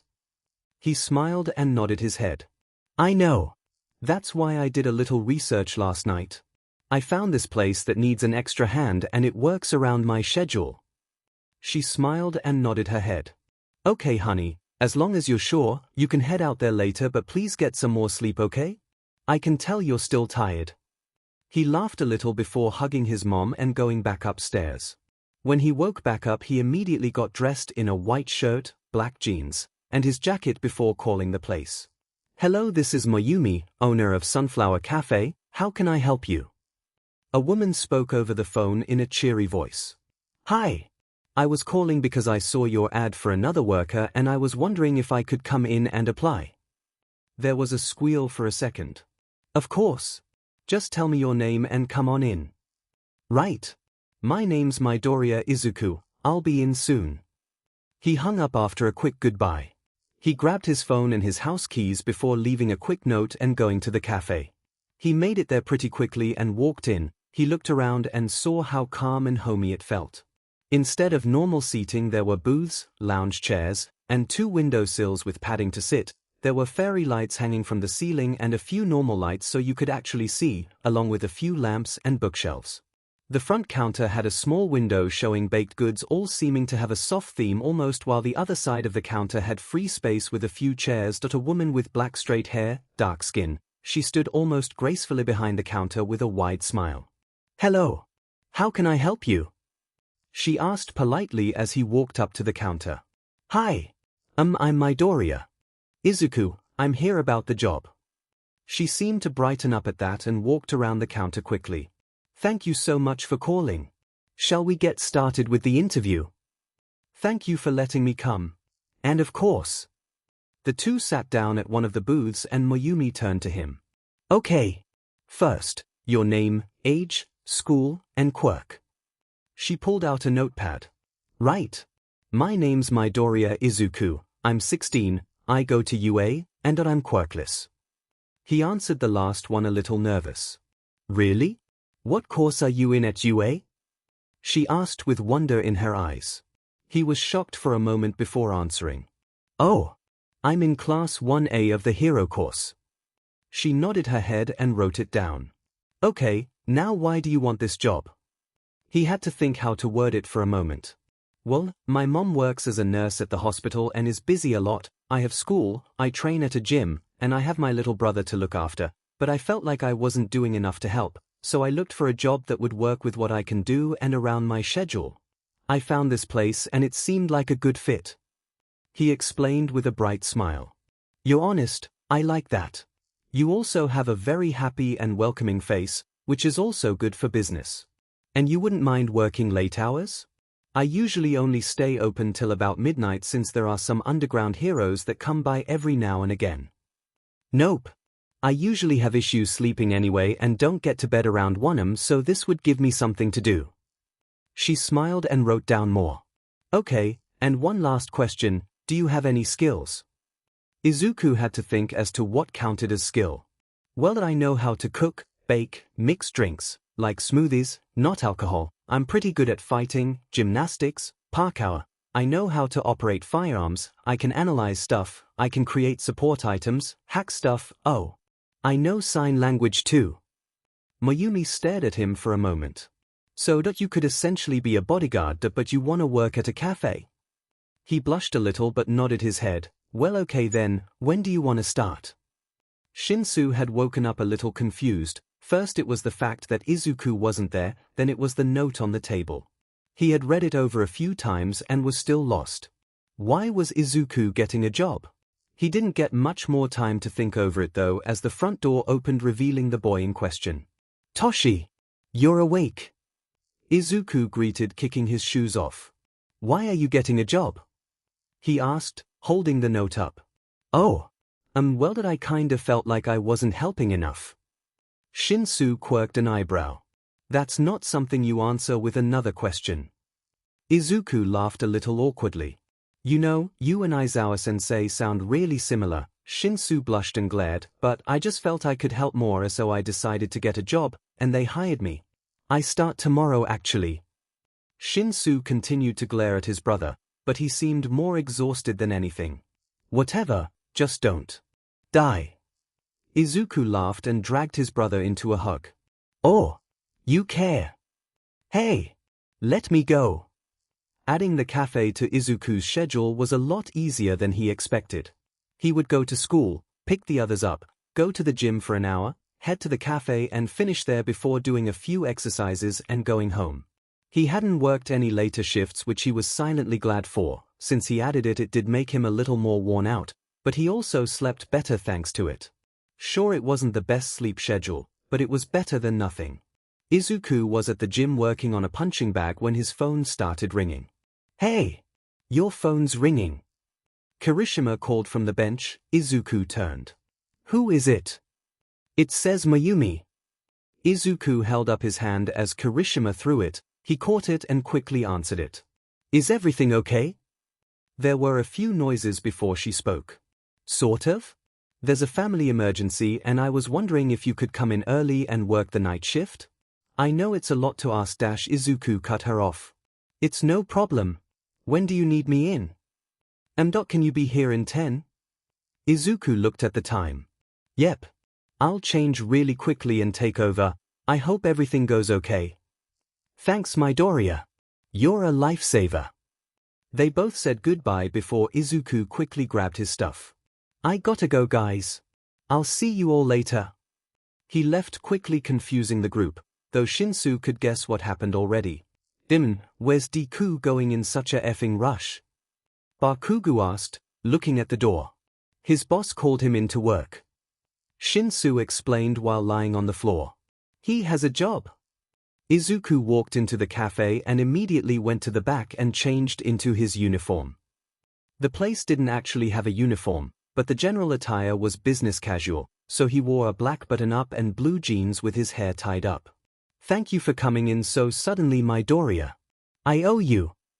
Mayumi greeted, hugging the boy. He hugged back before separating. "Don't worry about it. Now you go and deal with your emergency." He playfully shoved her before grabbing a waste apron and a notepad with a pen. Luckily the place wasn't busy, seeing as there was only a businessman there at the moment who was working on his computer, so Izuku took the time to wipe down the tables, organize the silverware, make a few extra sweets, and doing some of his schoolwork on the counter. A few people came in throughout the day, but nothing big happened. Or at least until it got later in the night. He called his mom and Shinsu to let them know that he was going to be home later than usual since Mayumi needed him there. His mom told him to make it home safe, while Shinsu told him that he would wait for him in the living room when he got home. It was getting closer to midnight as he whipped down a few more tables and took care of trash and dishes when the bell on the door rang. "Just a moment." He called from the kitchen. He put down everything and whipped his hands before walking back to the front. "Hi. How can I dash?" He stopped mid-sentence when his eyes landed on Aizawa, who seemed just as shocked. "Midoriya, what are you doing here?"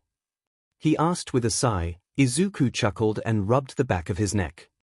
Well, I work here." Actually, that seemed to shock the teacher just as much, but what can I get you? Izuku glossed over the fact that he was 16 and had a job, even though he didn't actually need one.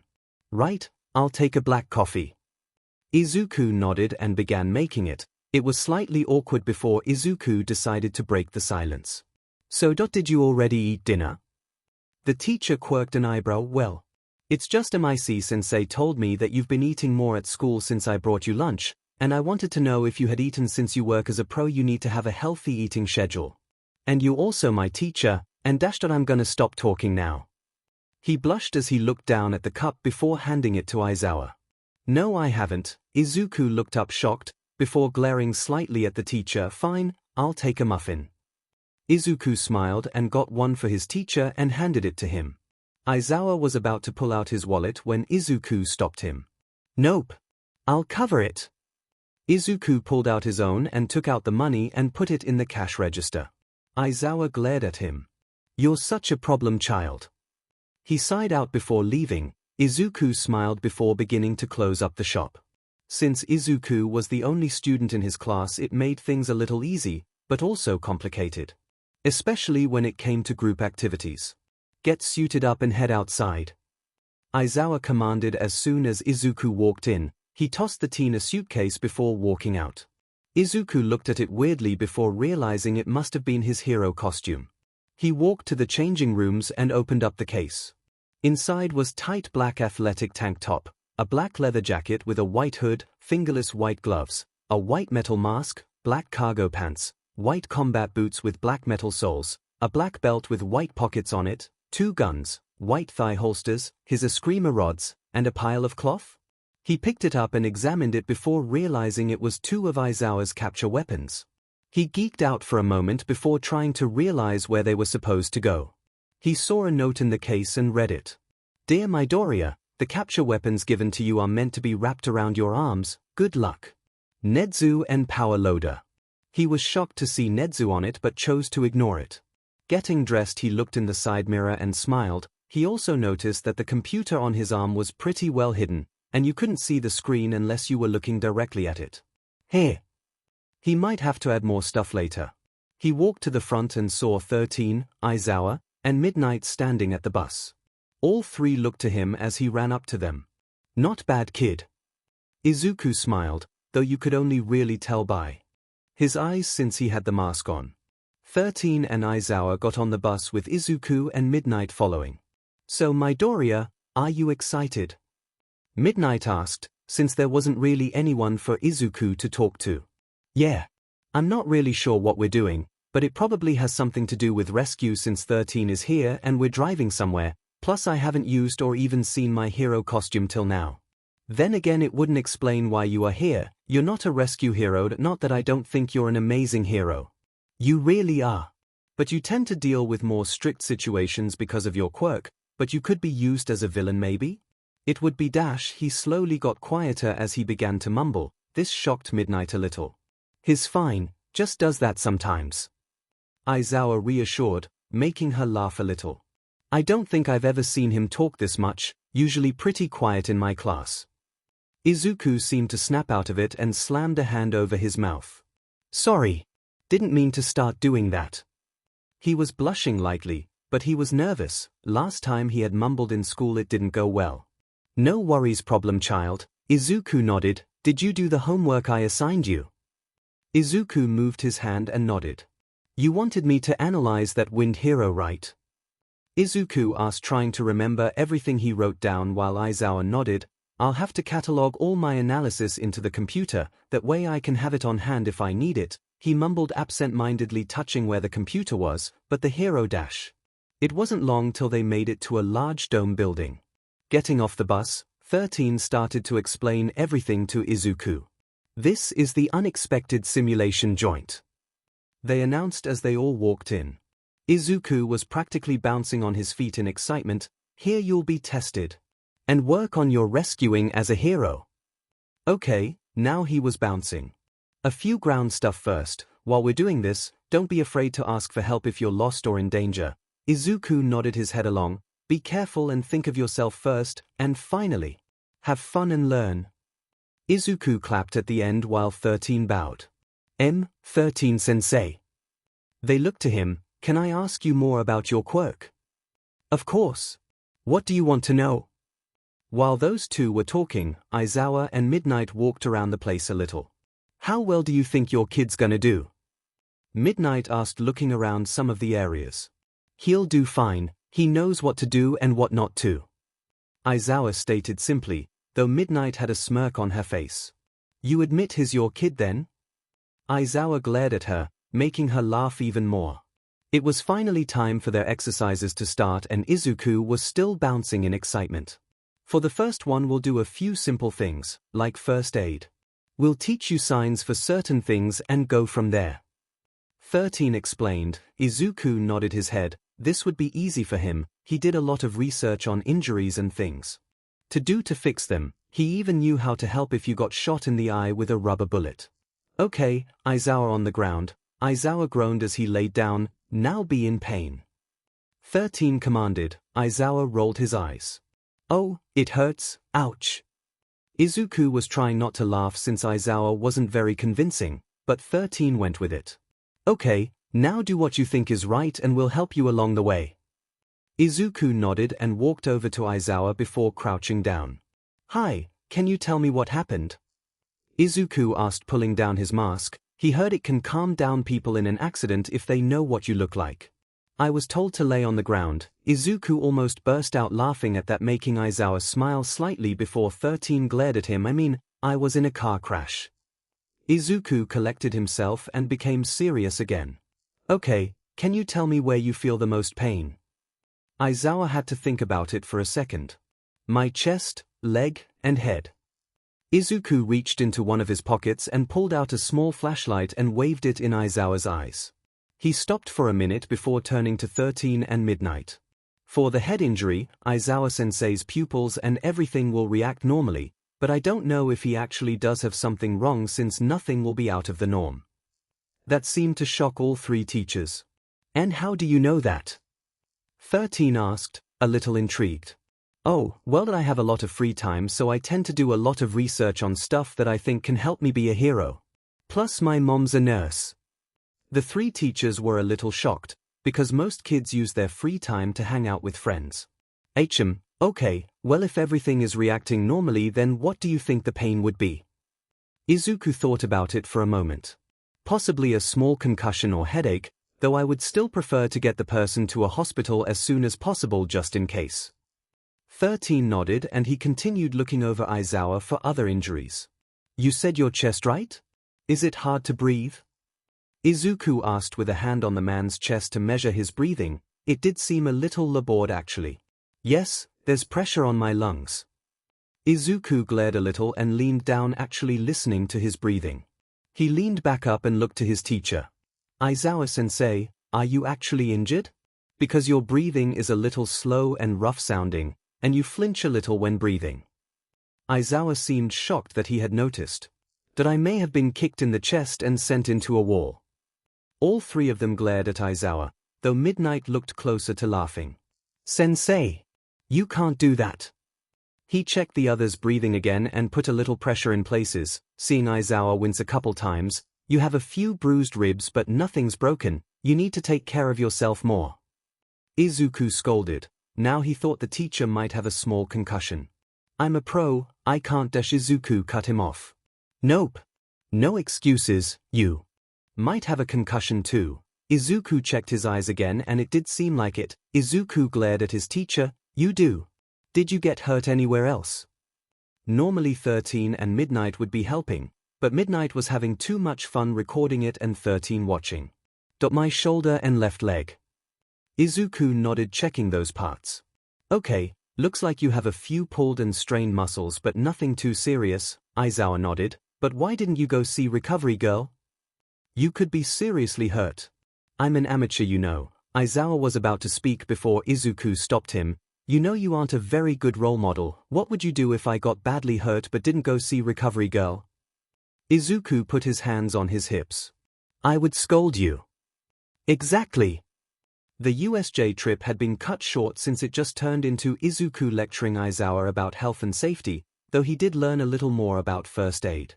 He was at the cafe again though since he had a break from the gym. Mayumi was out getting more items they needed, but the place wasn't that busy, a few people scattered around on their phones or working on schoolwork. He was giving people refills when one of the students there stopped him. Sorry if this is a little strange, but we were wondering if you knew how to do this. A girl with a black ponytail asked. She was sitting at a table with a girl who had short purple hair and earphone jacks hanging from her ears. Izuku looked down at what they were doing. Oh, it's okay. He looked at the girl's work first. Okay, you just messed up a little here. You need to make that a plus and switch those numbers is all. Both looked and realized the mistake. Oh crap. I have to go back and redo my work. The girl with purple hair groaned. Izuku felt a little bad. Well, if you want you can come sit at the counter. I can try and help more. Both girls seemed shocked but excited. Are you sure? We don't want to bother you while you're working. The girl with the ponytail asked. Don't worry.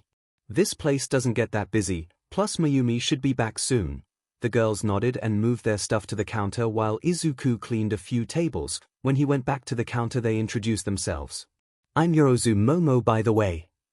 Jiro Kyoka. Izuku smiled and shook his hand with Momo, who offered it. Midoriya Izuku at your service.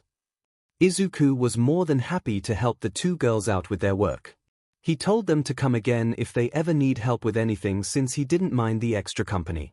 He had another late shift that night and had seen his teacher again. Aizawa-sensei, you should really take a break so your injuries can heal properly if you aren't going to go see Recovery Girl. Izuku scolded, handing the man a coffee and muffin. I already saw Recovery Girl to heal, I'll try to be more careful. Izuku smiled and nodded his head. Good. Once the teacher left, Izuku began closing up. Not many things were left to clean since. Izuku did that a lot when it wasn't busy. Once everything was cleaned, he closed up and started the walk back to his house. He stopped at an alley though when he saw something. Pausing, he looked down trying to spot something. There was a crash and an animal running out that made him jump a little, but it felt like something was still there. He walked down it, having his hands clenched in case he had to fight. He was near the end when he heard a groan. He turned quickly and saw someone slumped against the wall. Oh my God! Izuku quickly ran over and crouched in front of the person while he shouldered his bag off. He looked at the person closely, moving their head with his hands a little to check for a pulse. It was there and even, the breathing seemed a little labored but nothing too bad. He saw they had a few scratches and bruises along with a large cut near their hairline. Looking a little closer, he also saw they had a bad shoulder injury. Crap, they need the hospital. He moved his hand away from their face but a hand stopped him. He jumped a little seeing that they grabbed his arm and yanked a little. No. Hospital. He scrunched his eyebrows and crouched. You're injured, you need help. The hand on his wrist tightened and even seemed to burn a little. The person's eyes opened more. No. Hospital. He stared at them before sighing. He crouched down and looked them over a little more. It wasn't life-threatening or anything luxury. Fine, they let go of him. While they seemed half-lucid, it was obvious they wouldn't be able to walk. I'm going to regret this. He grabbed onto their arm before turning and pulling them onto his back. They were a little heavy but not too much, so it wasn't as difficult. What are you doing? They asked through slurred words. Izuku rolled his eyes. They seemed just as stubborn as Aizawa. I'm taking you to my place so you can get help. He felt the other start to shift, or I can leave you to bleed out. The shifting stopped. Okay, wanna tell me your name? Darby. Izuku knew it was a fake name, which meant the guy didn't trust him. Midoriya Izuku at your service, and we're here. He opened the door and carefully lowered Darby onto the couch, making sure not to aggravate any wounds. Izuku looked around the house for a second. Okay, my mom and brother are asleep right now, but mom should be getting up in a couple hours. Darby started to get up but grunted, oh no you don't, where do you think you're going?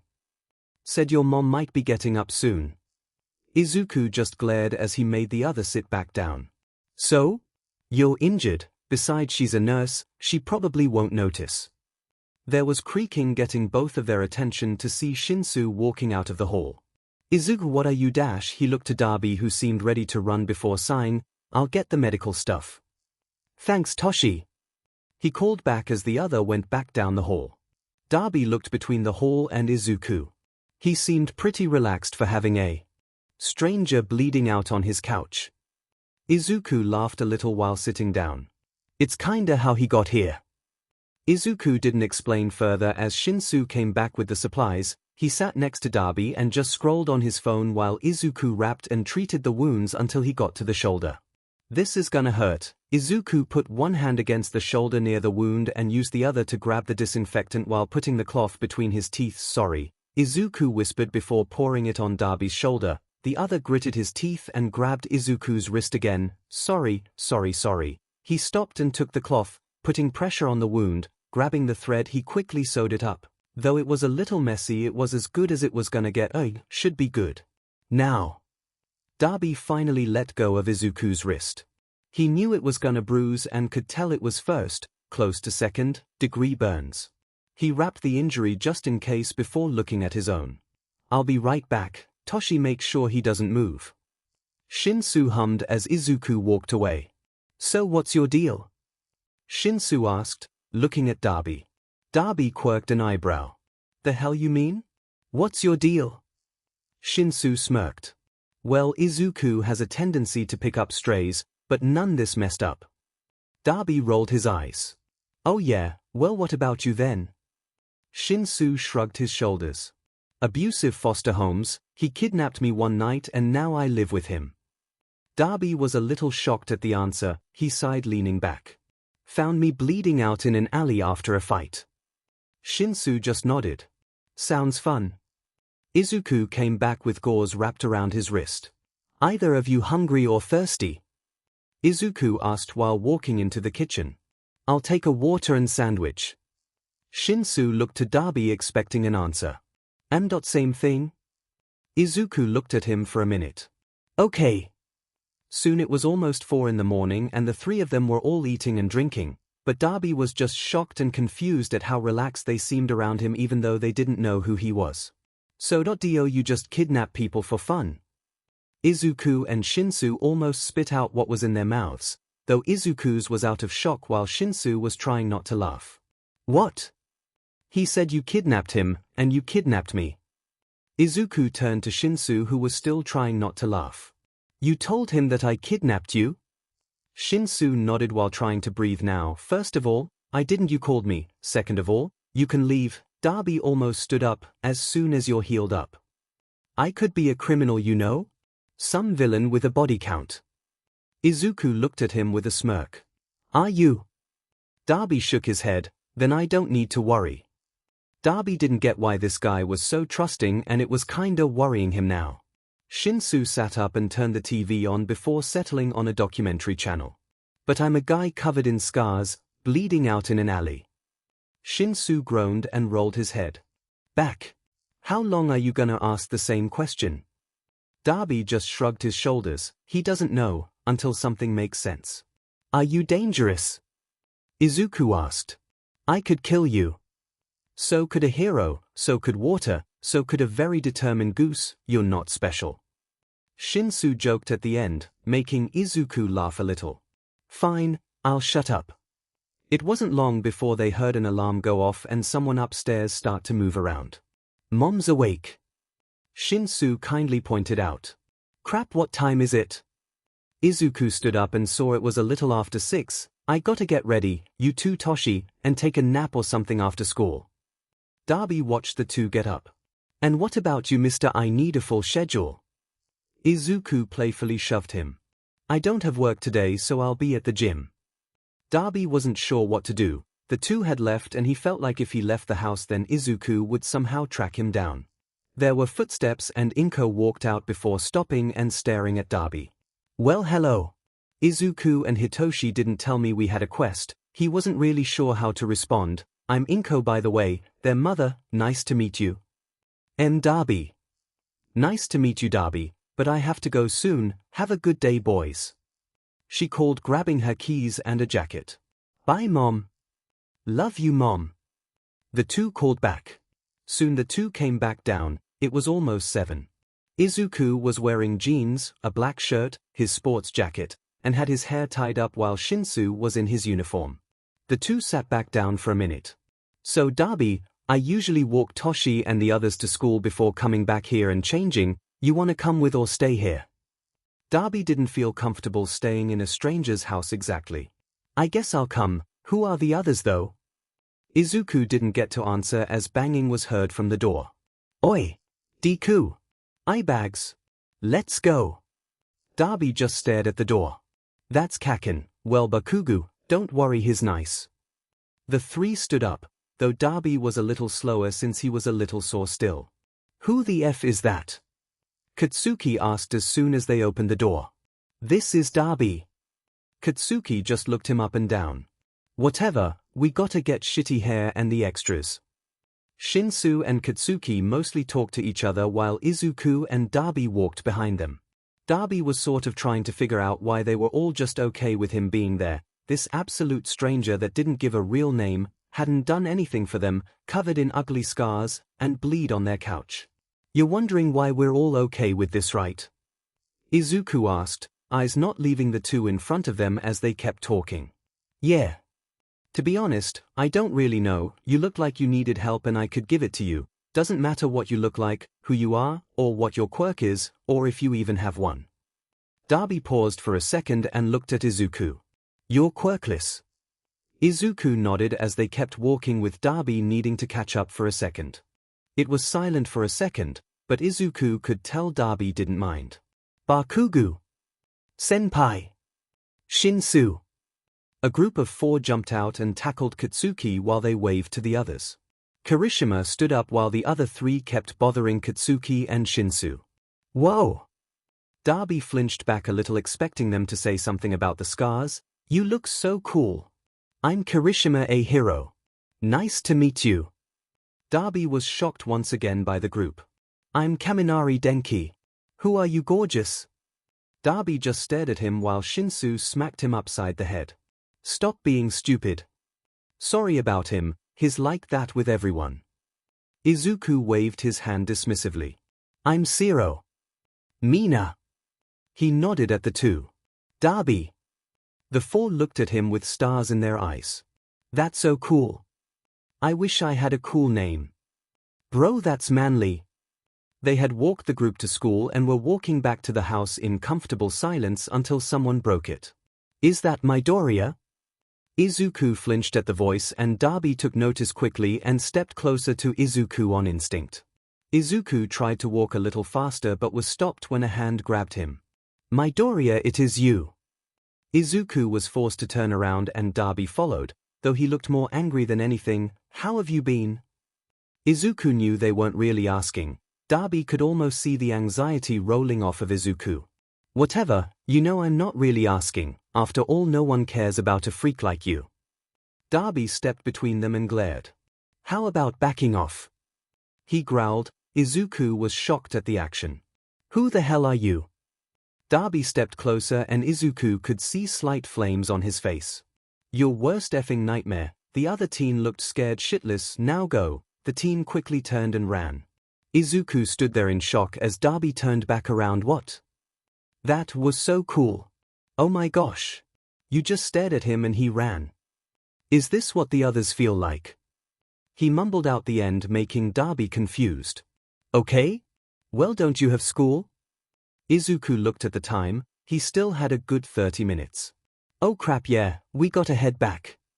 Izuku was walking to the school with Dabi on a phone he had remade from scratch. You remade this phone? Izuku chuckled a little. Yep. It was difficult, but I set it up so it contacts only people with a specific app, sort of thing. He heard a hum over the phone. It was a little difficult, but it works. Oh. And if you need anything, just text. It should show up on the screen for my costume. Right, and I'm stuck here till? Oh. If you want, you can meet me near UA once school gets out around 3. I have to get the others too. Then we go to a gym Kirishima's mom's work at. Normally I also have work, but I got today off. Kid was right, you do have a busy schedule. Dabi chuckled over the other end. Haha, but really you're free to come to the school and text me. Heard you the first time, Midoriya. I'll make sure to keep you updated. Okay, I gotta go. See ya later, Dabi. Izuku hung up and walked into the classroom, seeing Aizawa looking at papers. Good morning, Aizawa-sensei. He waved with his left hand, forgetting it had the wrapping on it. Morning, me. Aizawa stopped looking at Izuku's hand. What happened to your hand? Izuku jumped a little and hid it. Oh. I burned it while cooking last night after I got home. Toshi was still awake and was hungry. He explained a little quickly. Aizawa looked from him to the bandaged hand. As long as it doesn't affect you during training.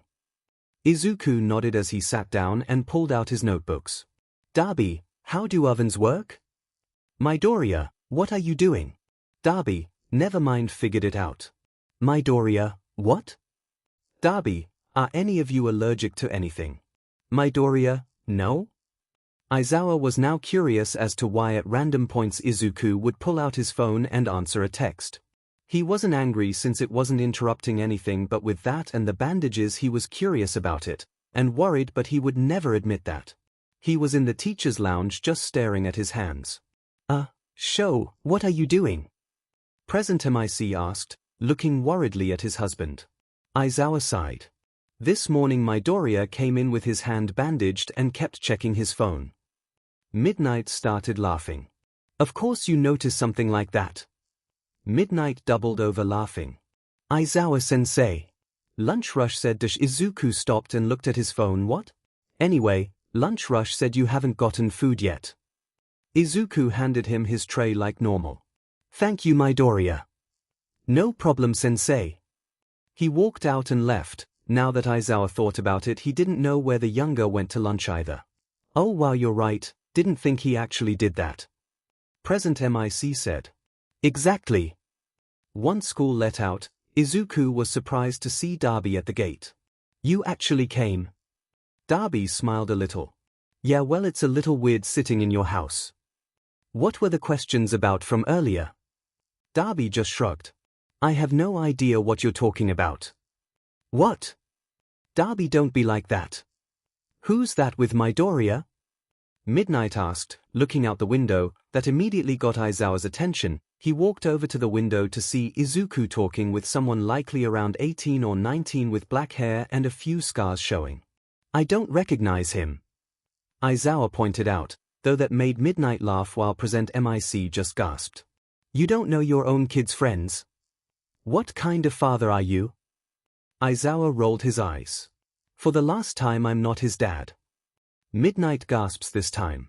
What if it's his boyfriend? Present MIC joined in this time. Really? You think Midoriya has a bad boy type?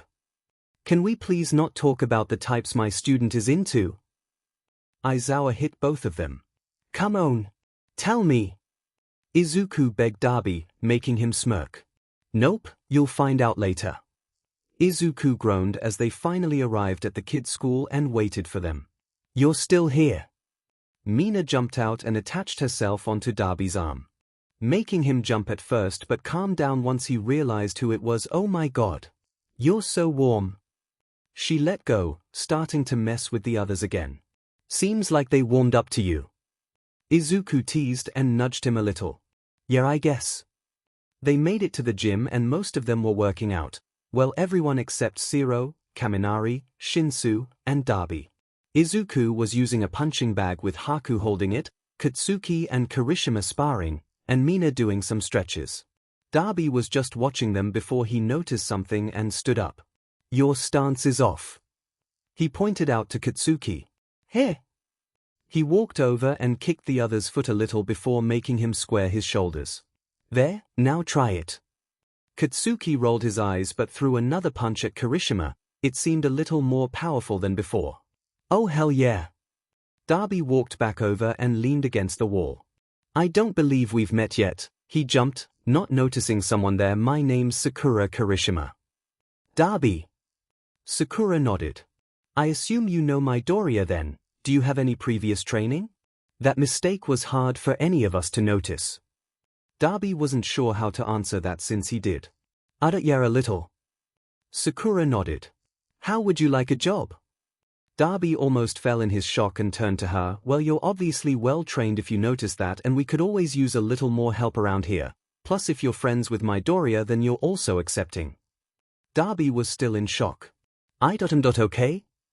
Sakura smiled. Fantastic, you start tomorrow. She walked away to her wife who had finished helping Izuku. What the F just happened? Izuku was dying of laughter while Darby rolled his eyes. Yeah, laugh it up, it's so funny. He calmed down and took a few breaths. Seriously? She just offered it to you? Darby nodded his head. Yeah, really weird, but why did we leave the kid? He asked, remembering Shinsu wasn't with them. HM? Oh, he's gonna study at Kaken's house with the others, he'll be back later. Izuku explained, waving his hand dismissively. Okay. Izuku opened the door to the house. I also made dinner.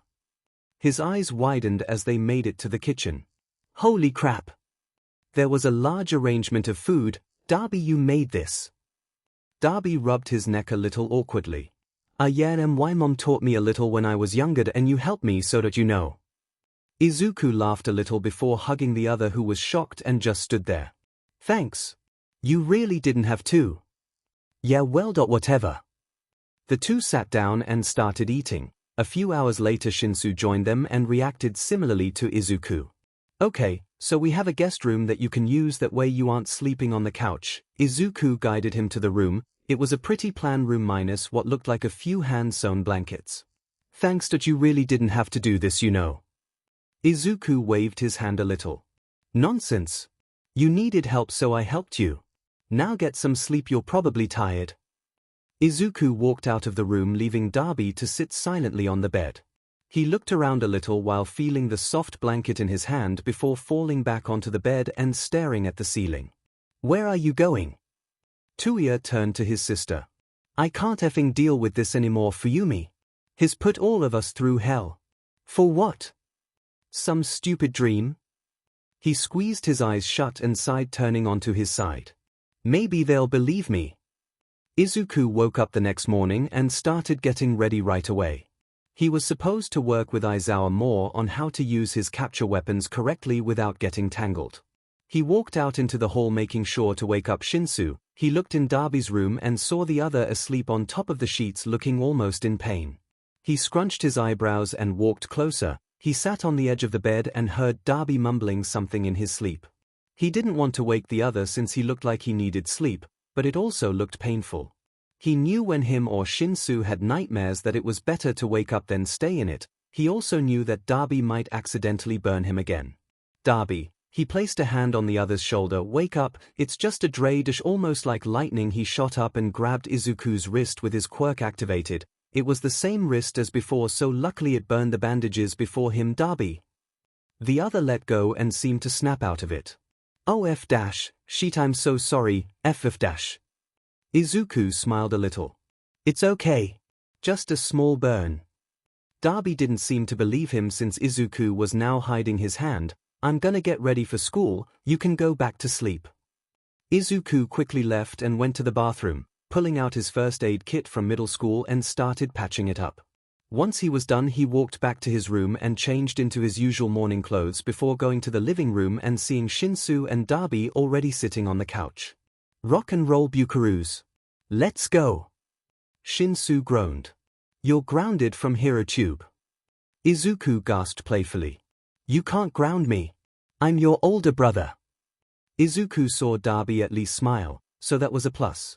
Izuku made it to class on time with Aizawa laying in his sleeping bag on the floor. He figured the other was asleep and made his steps silent while he unpacked and mumbled quietly. I wonder if I should look into a vehicle. It would have to fit a few people if I wanted to bring the kids, but a van wouldn't be very nice. He pulled out a notebook and started writing down ideas. Maybe something like a jeep? Or I could go for something small like a skateboard. Maybe I could add stuff to it and make it faster or something. He started sketching out the idea. A longboard with a few added mods, maybe something that can make it like a scooter? Or a bike? He tried to think of how he could do that. If I use a bendable metal it could work. Maybe I could make it attached to my shoes? Like skates. What are you doing? Problem child? Aizawa asked, now standing up. Izuku jumped and laughed a little awkwardly. Well, that I was thinking about something for transport? So for normal stuff maybe like a jeep? But then I started thinking smaller like a skateboard, but if I mode it I could make it like an attachment? Maybe even make them skates too. Aizawa looked at the blueprint. Fine, show it to Power Loader later. Aizawa's eyes drifted to his bandaged hand, seeing more there than before. Did you burn yourself again? Izuku looked down to his hand. Oh. Yeah, I need to be more careful. Aizawa just hummed. Right, well come on, we got work to do. Izuku's burn irritated him a little. 1. Because anytime Dabi saw it he would frown and be upset. 2. Aizawa seemed to be hyper-focused on it and not believe Izuku when he said it was from cooking. And 3. Because his capture weapons rubbed on it weirdly. It didn't hurt any, but it wasn't fun either. He grabbed his lunch and the one lunch rush made for Aizawa like always and headed to the teacher's lounge. He pushed the door open with his foot and sighed. Aizawa-sensei Yudish. He paused, not seeing his teacher present. Mic-sensei? Where's Aizawa-sensei? The other looked up. He didn't tell you? Izuku shook his head and set the food down. He said he had a meeting with Nedzu, should be back later though. Izuku frowned a little. Oh okay, Power Loader sensei? Can you look at a quick sketch? Sure thing Midoriya, hand it over. I don't know Nedzu, something's up with him. Nedzu nodded his head. I definitely think something is going on, but I don't believe he's in danger. He would come to us if something was truly wrong, more specifically you. Aizawa rolled his eyes. Why does everyone keep pointing that out?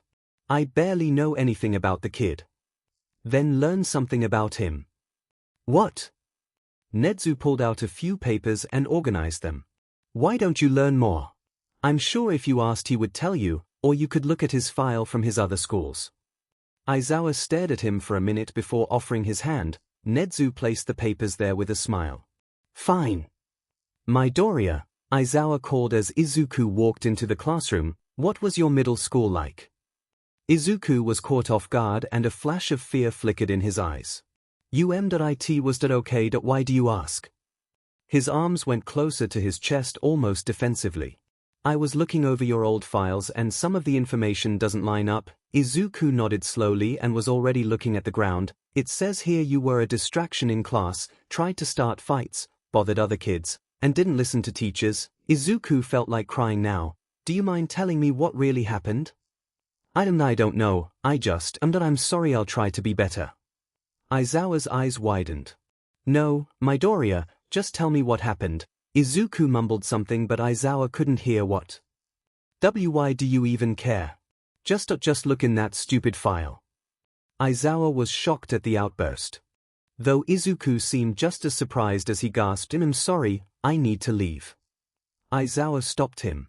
Midoriya, calm down. Izuku stopped moving for a moment. Tell me what's wrong. That I'm not angry, okay? Izuku looked up a little and Aizawa could already see the tears. Are you sure? Aizawa let a breath out and smiled a little. Promise, now tell me what happened.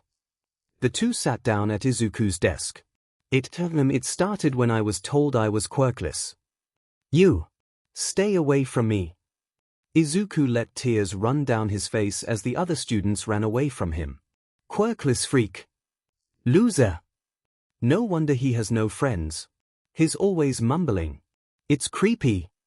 And it got so much worse. He let out a wet laugh. I even protected other kids from bullies, but that they bullied me too. No one really cared, no teachers stopped it or anything. Then when I got into middle school, Izuku walked into class with his head down, avoiding everyone's eyes. He knew if he looked at them they might beat him up or something, and it was getting harder to hide it. He walked to his desk and paused. He saw new writing on his desk. He gave up trying to clean it a while ago.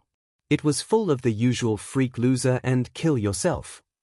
He sighed though when he saw the flowers on his desk, spider lilies. He heard his classmates snicker and start to whisper behind their hands as he moved the flowers to his bag where he kept them in a book. It turns out it was easier to keep them than throw them out, that if I didn't keep them it meant everything would be worse. He set his head down on one of his arms while the other laid there on the desk. During class they would throw things, insult me, or use their quirk on me, and the teachers did nothing. Aizawa listened as Izuku continued talking about what happened to him, and Aizawa doesn't think he's ever felt so mad in his entire life. He wanted to kill whoever told Izuku those things and destroy the school itself. What kinda hero can't even stand up to their bullies? Aizawa snapped out of the murder thoughts and looked at Izuku confused. I've protected Toshi, Kirishima, and the others multiple times from people, but I couldn't even help myself. He still didn't meet Aizawa's eyes as he cried harder. Kid, it's okay. Aizawa put his hand in Izuku's hair to try and calm him down. I was bullied when I was younger too. Izuku's head perked up and he looked shocked. What? Yeah, people thought I was evil or had a villain's quirk, so I didn't have any friends really. Izuku just stared at him shocked. So it's okay, I didn't stand up for myself either. Aizawa wasn't expecting anything. So when Izuku suddenly tackled him into a hug, he was confused before he hugged the other back. Aizawa burst into the teacher's lounge and glared at all of them. If anything were to happen to Midoriya, I would kill everyone in this room and then myself. He then walked out and slammed the door, leaving all the teachers confused while Present Mic and Midnight died laughing. Okay. If I do this then, Izuku tapped the top of his right foot on the ground once. When he did that, a metal skateboard appeared attached to both of his shoes. Yes. He disconnected his left foot to push off and start skating around. He was a little wobbly but it worked. He tapped his foot again, making the board disappear. If that works, then so should this. He tapped his foot on the ground twice, making his shoes turn to rollerblades. He skated around on these a little better. Okay. One more test. He made the wheels disappear before tapping his foot 3 times. Blades appeared on the bottom and he squealed while jumping up and down. Oh my god. Knife shoes. He made them disappear before he started messing with them more. Midoriya. What are you? Power Loader rushed in to see Izuku skating around on his rollerblades while freaking out. Oh, you did it, good job. Izuku smiled wide and nodded. I know, right? This is so cool. He shifted to the skateboard again and detached both feet so that he could hold it before putting it back on his feet. Can I show Aizawa-sensei? Izuku asked excitedly. Power Loader only nodded as Izuku rushed out of the classroom. He ran to the teacher's lounge and burst through the door, scaring everyone except for Aizawa, who already knew who it was. Aizawa-sensei. Aizawa-sensei. Look what I made. Aizawa looked down and listened as Izuku explained his shoe attachments excitedly. Sounds good, kid, nice job. He patted Izuku on the head, who smiled even wider. Thanks, Day. Have a nice day. I have to go. Izuku then sprinted out of the room, leaving a stunned Aizawa and a laughing Midnight and present MIC. Izuku made it back to the empty classroom and slammed the door before sinking to the floor. I can't believe I almost did that. Stupid. He groaned before standing up and walking around a little. Okay, doubt he noticed it. He looked at his phone and saw it was the end of the day. I'm sure he'll forget it by tomorrow, right? Right. He grabbed his stuff and raced out of the school, heading towards where the others were. He knew Darby wouldn't be there since he was supposed to be starting work at the dojo today. He almost called you Dad. Midnight cried out while laughing. Aizawa was still a little shocked but soon snapped out of it and glared at the papers in his hands. Shut up. Aizawa silently hoped that Izuku wouldn't be angry with him later. Izuku was sitting in the living room with Darby and Shinsu next to him. At the moment Shinsu was beating Darby in a racing game while it rained heavily outside. You purple rat. Izuku was trying not to laugh as they threw insults at each other. Why don't you try skiing less, you burnt beach? Now boys, play nice. Izuku smiled and waved at Inko, who had just walked in. Hi Mom. How was work? Inko set her things down. It was good. Izuku nodded. Izuku, can you come into the kitchen? Izuku and Shinsu's eyes widened. He stood up from the couch and followed. After her. Yeah, sure. Shinsu watched them walk into the kitchen while Darby passed him in the race. What's up with that? Darby asked, realizing that Shinsu wasn't paying attention. They only go into the kitchen if it's serious. They both looked to the doorway now, though they couldn't hear them. Wonder what happened. Darby nodded his head as the two stood up and walked to the entrance and stayed silent while they listened. Mom? Is everything okay? Izuku asked, his hand on the counter as he tried to get a read on his mom's mood. She didn't seem angry, but it had gotten harder to read his mom over the years. Izuku, are you okay? His eyes widened, though he quickly hid it and laughed a little. Of course, Mom. Why wouldn't I be? She finally turned around and he saw unshed tears in her eyes. Mom? She sighed and whipped her eyes. Izuku, were you being told to kill yourself at school? Izuku stood there frozen. Please tell me it didn't happen, and not that I wasn't a good enough mom. He snapped out of it and walked towards his mom. Mom, you're not Dash.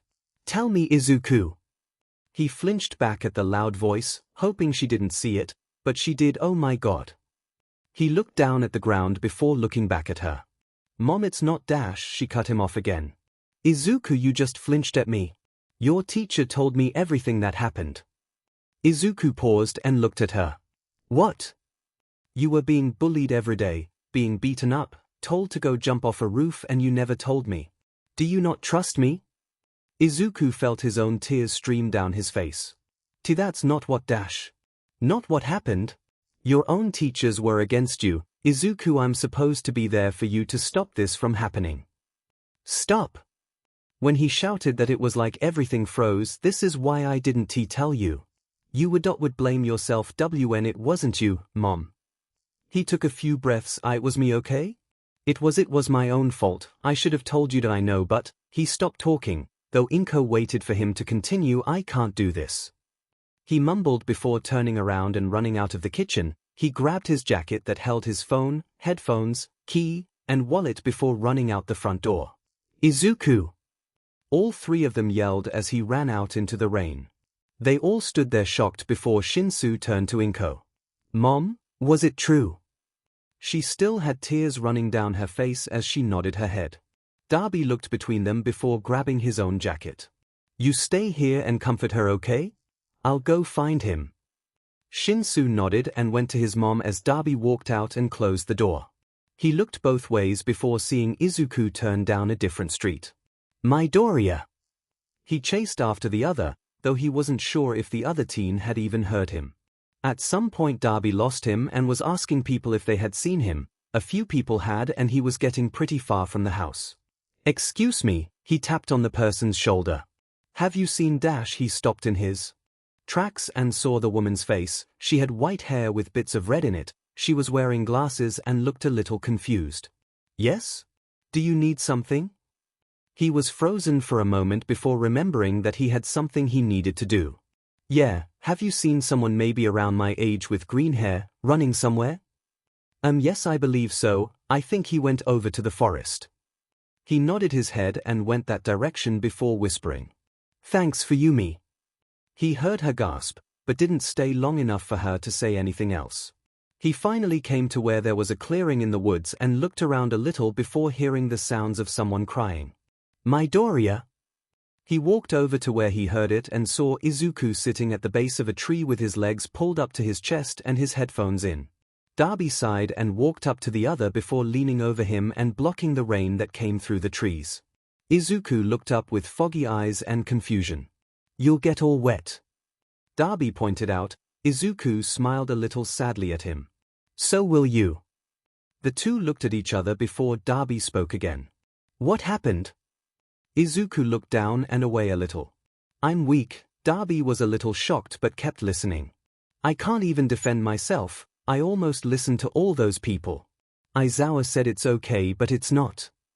Idiot. Darby put his other hand in Izuku's hair. You're one of the strongest and kindest people I know, Midoriya. Izuku glared but didn't meet his eyes. Then how come I never fought back? Or told Mom? Darby crouched down to his level and they finally met eyes. Darby could still see the tears streaming down his face. 'Cause you're too nice, you hoped they would be better, you didn't want to bother your mom with something you did think was important. Izuku looked down again. You picked up some bleeding stranger in an alleyway. Izuku laughed a little at that and nudged his hand a little. Well, the stranger seems pretty nice. Darby chuckled and sat down next to Izuku.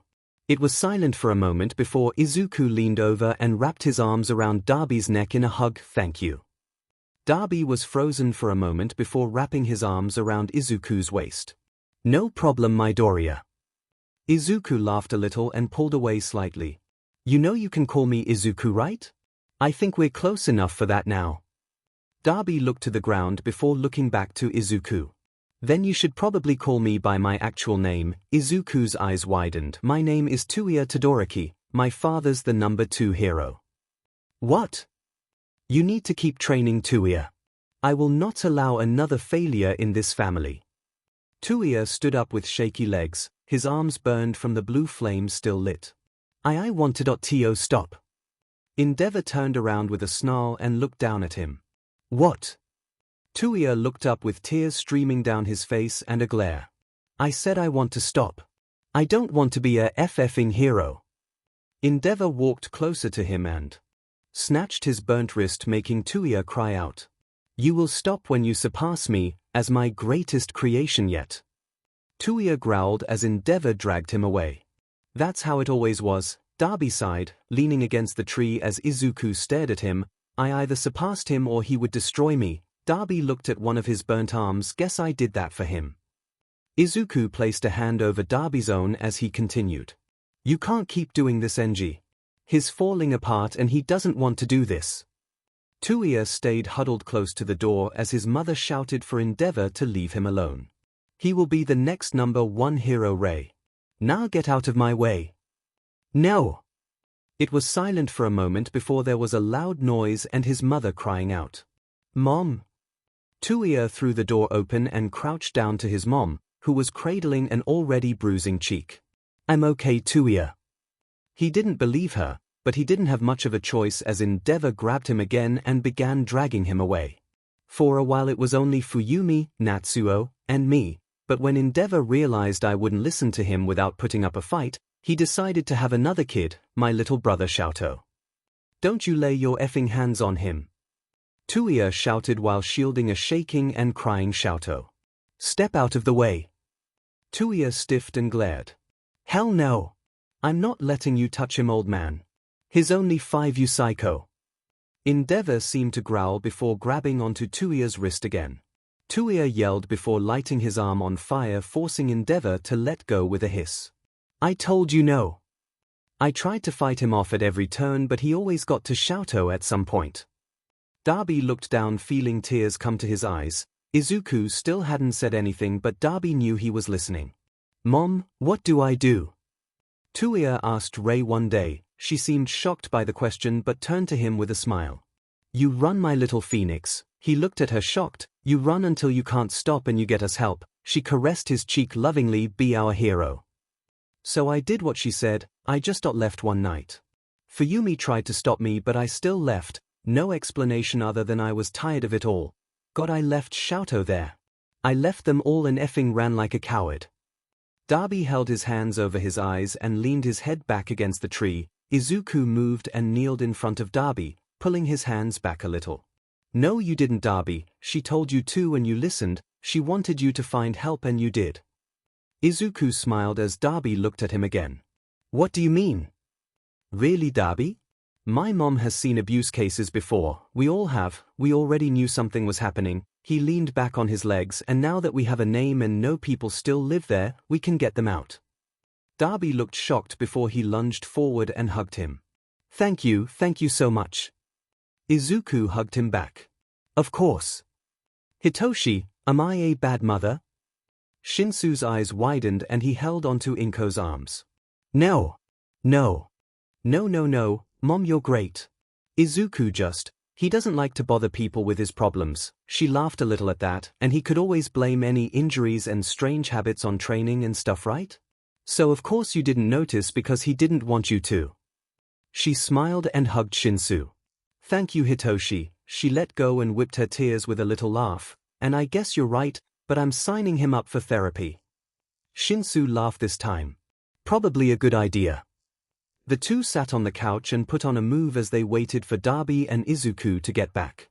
After maybe an hour, the front door burst open with a frantic Izuku and a panting Darby. "Mom, we gotta get custody of Darby's siblings." "Well, I guess just Shouto since the other two are adults, so we can't really do that. We also should probably get Rei better help since she's in a mental hospital." Inko cut him off. "Izuku, honey, slow down and use your words." Izuku looked like he was trying to think of how to word it correctly, giving Darby the chance to walk up to them.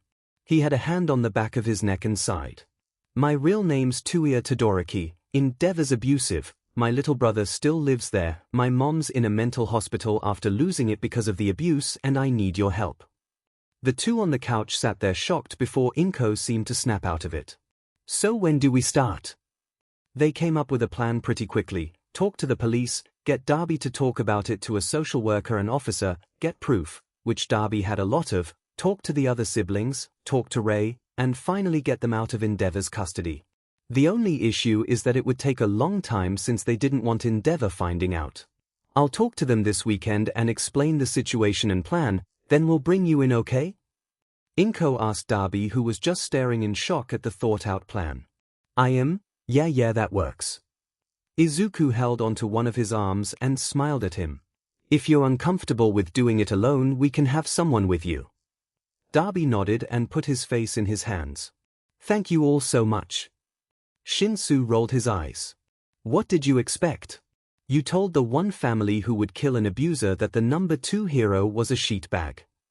Darby laughed a little at that. "Guess you're right." Inko clapped her hand together and smiled. "Okay. Everyone to bed.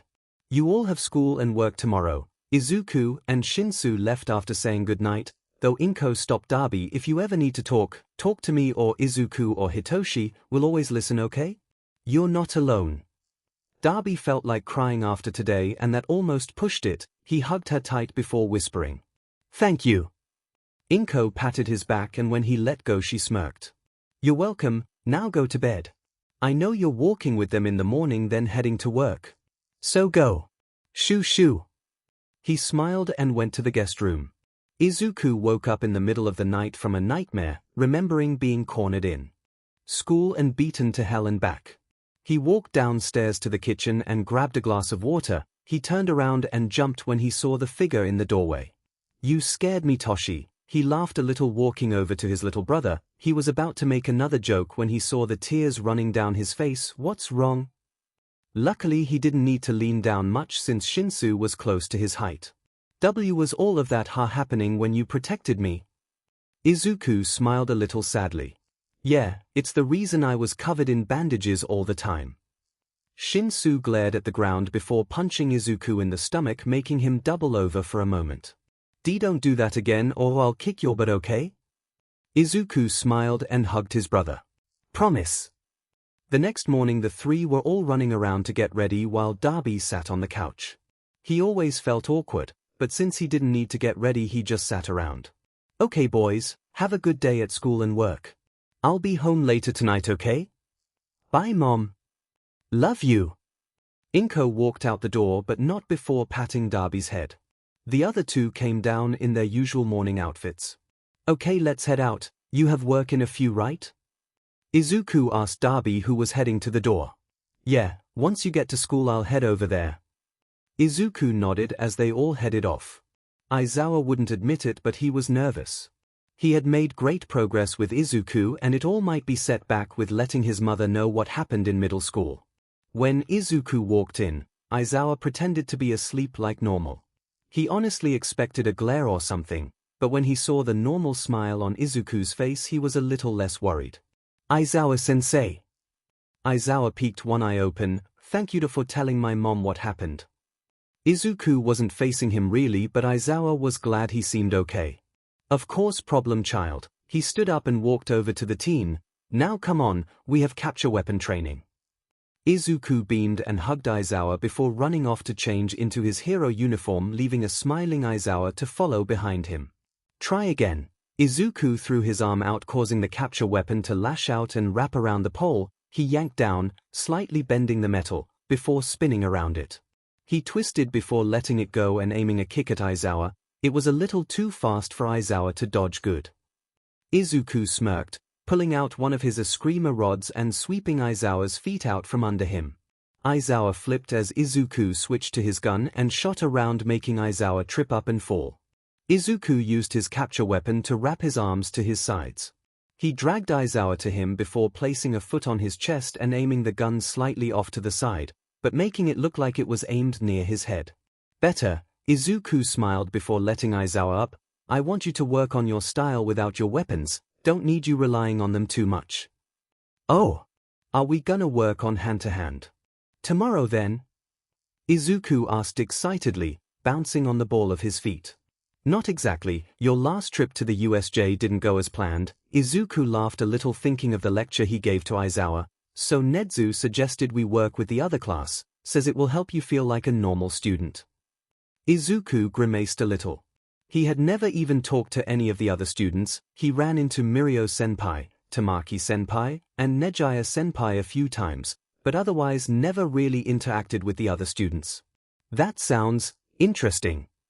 Aizawa side-eyed him as they entered the school. Izuku quickly changed back into his uniform before meeting back in the class. Stay here, I'll be back to give you more work. Izuku nodded as Aizawa left the room.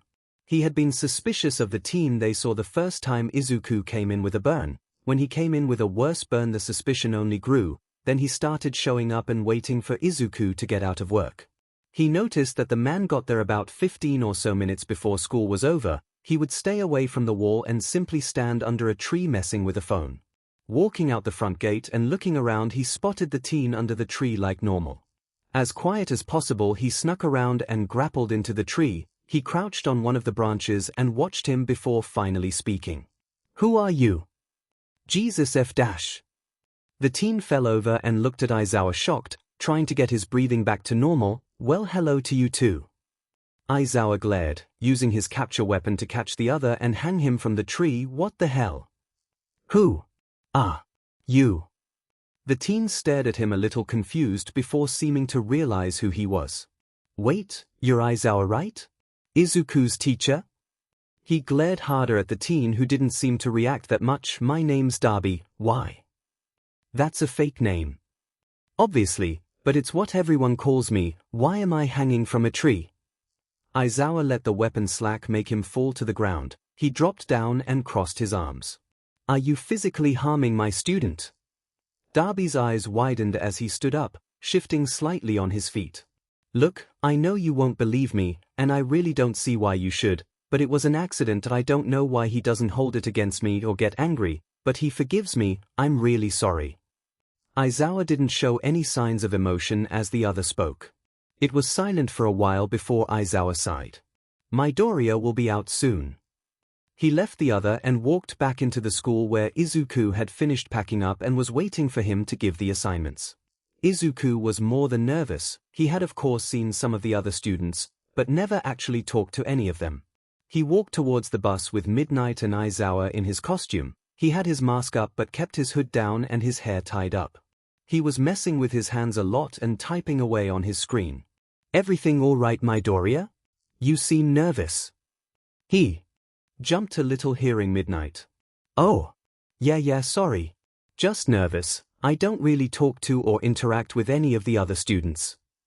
Aizawa patted his head as they got closer to the bus, already hearing the noise. Don't worry about it, problem child, they are just annoyances. Izuku laughed a little.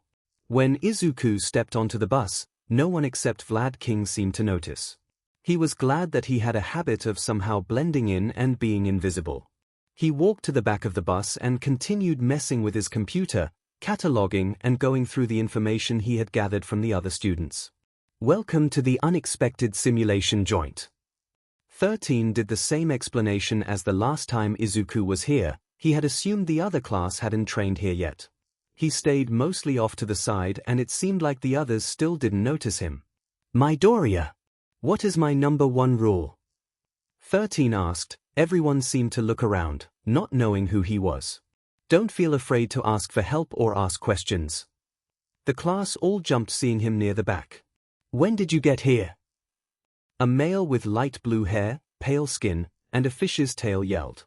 He's been here since the bus, pay more attention. Aizawa scolded, glaring at the class. I think we would have noticed him.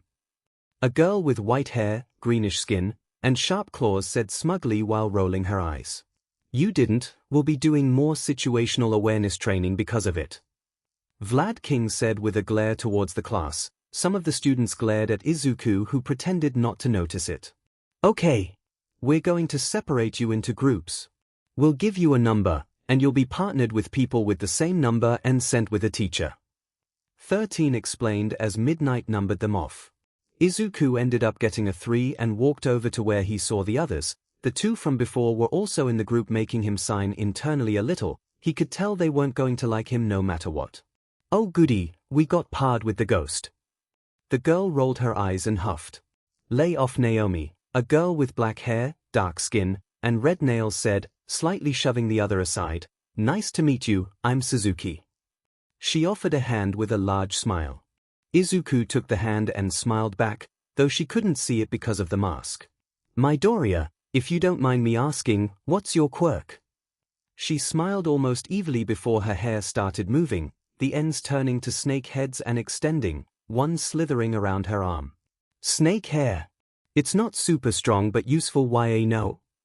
Izuku brightened up and started using one hand to type the information into the computer. That's so cool. Do you know how far they stretch? Or how much weight they could lift? Suzuki smiled excitedly. She wore a red bodysuit with black armor covering her vital points, a whip at her side, and a black eye mask. Also, are you a fan of Midnight? Your outfits look similar. I am. She's so cool. And they can stretch for about 30 feet. I can lift your average person with them, but otherwise it starts to hurt.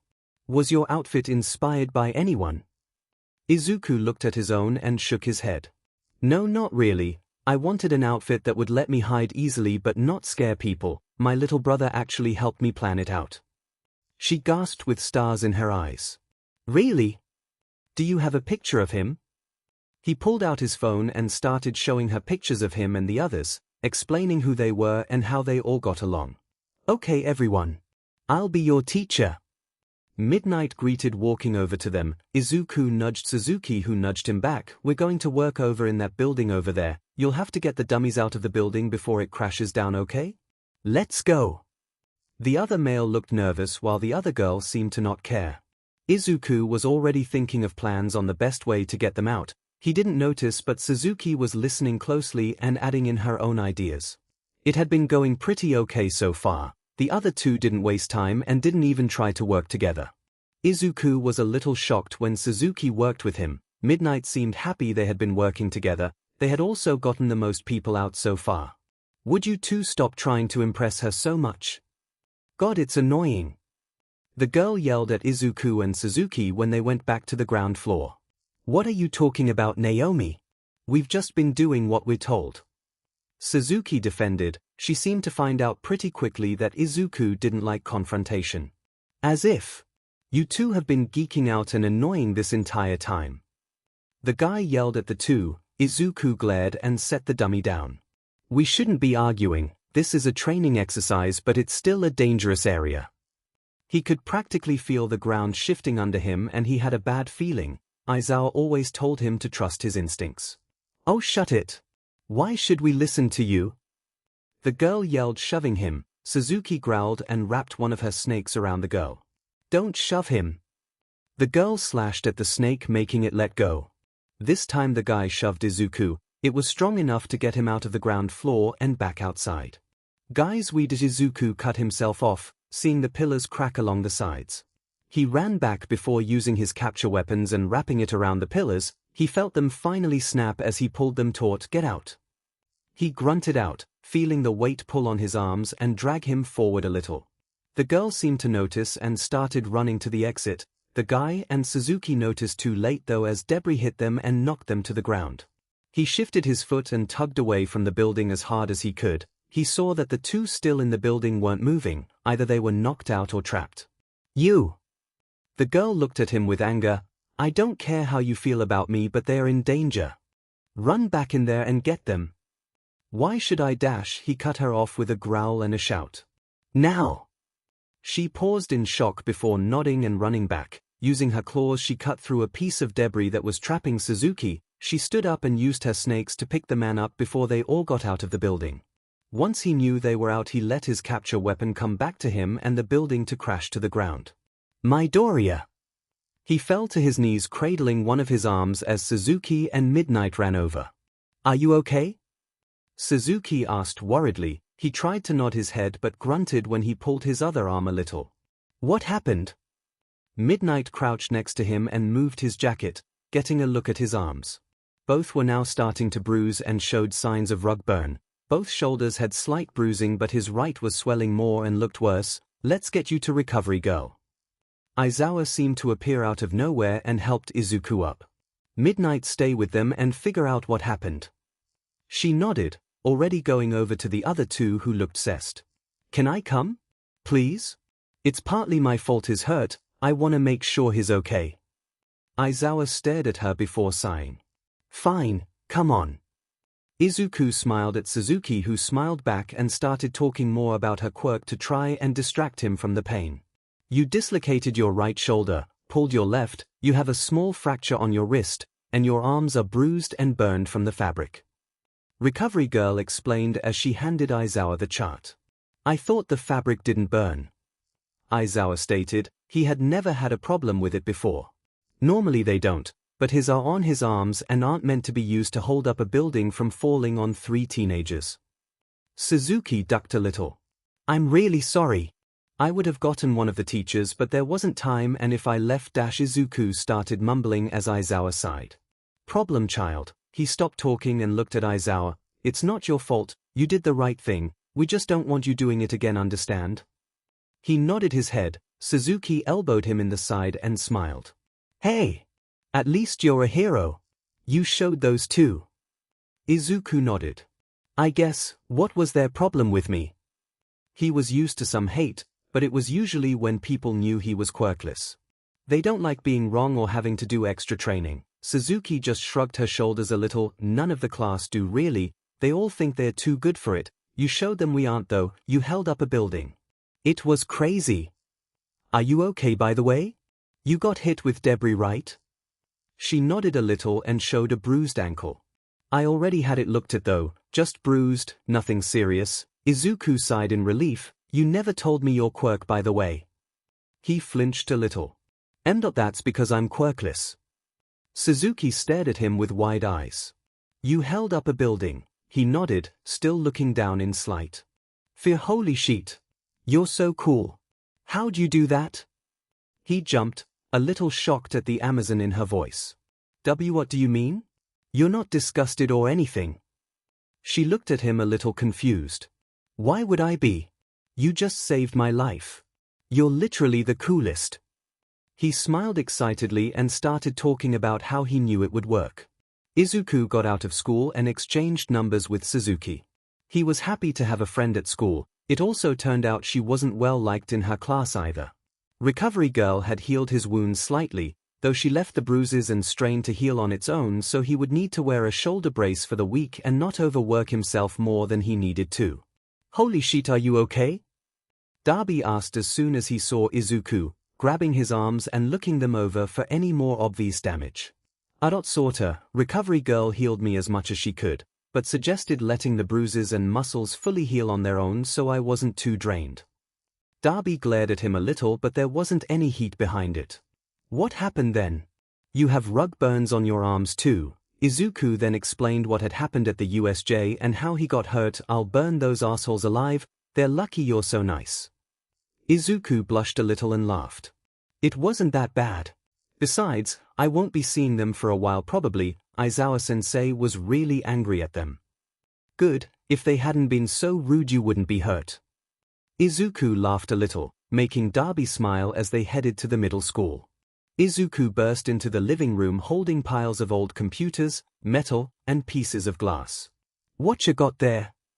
Shinsu asked looking up from his phone. A smoothie. Shinsu laughed at him as he set everything down on the counter. So I've been doing some research. The technology for this stuff has existed for a while, but no one uses it. Which is stupid really, but nevertheless. He pulled out his support items notebook and opened it, pointing to a detailed drawing of a visor, what looked like bones from the hand made out of metal, and a weird-looking watch. All of the information on it was coded so Shinsu couldn't read it. Izuku had told him it was the alphabet shifted 2 to the left, put through binary, and then put through a different code he couldn't remember the name of. He was always surprised that Izuku could read it, but it made sense when he had nearly photographic memory. What is it exactly?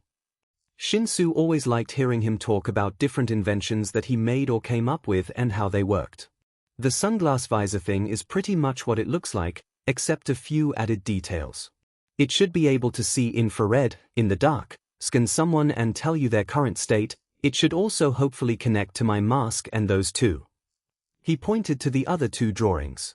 Sounds like a lot. It is. But I should be able to do it.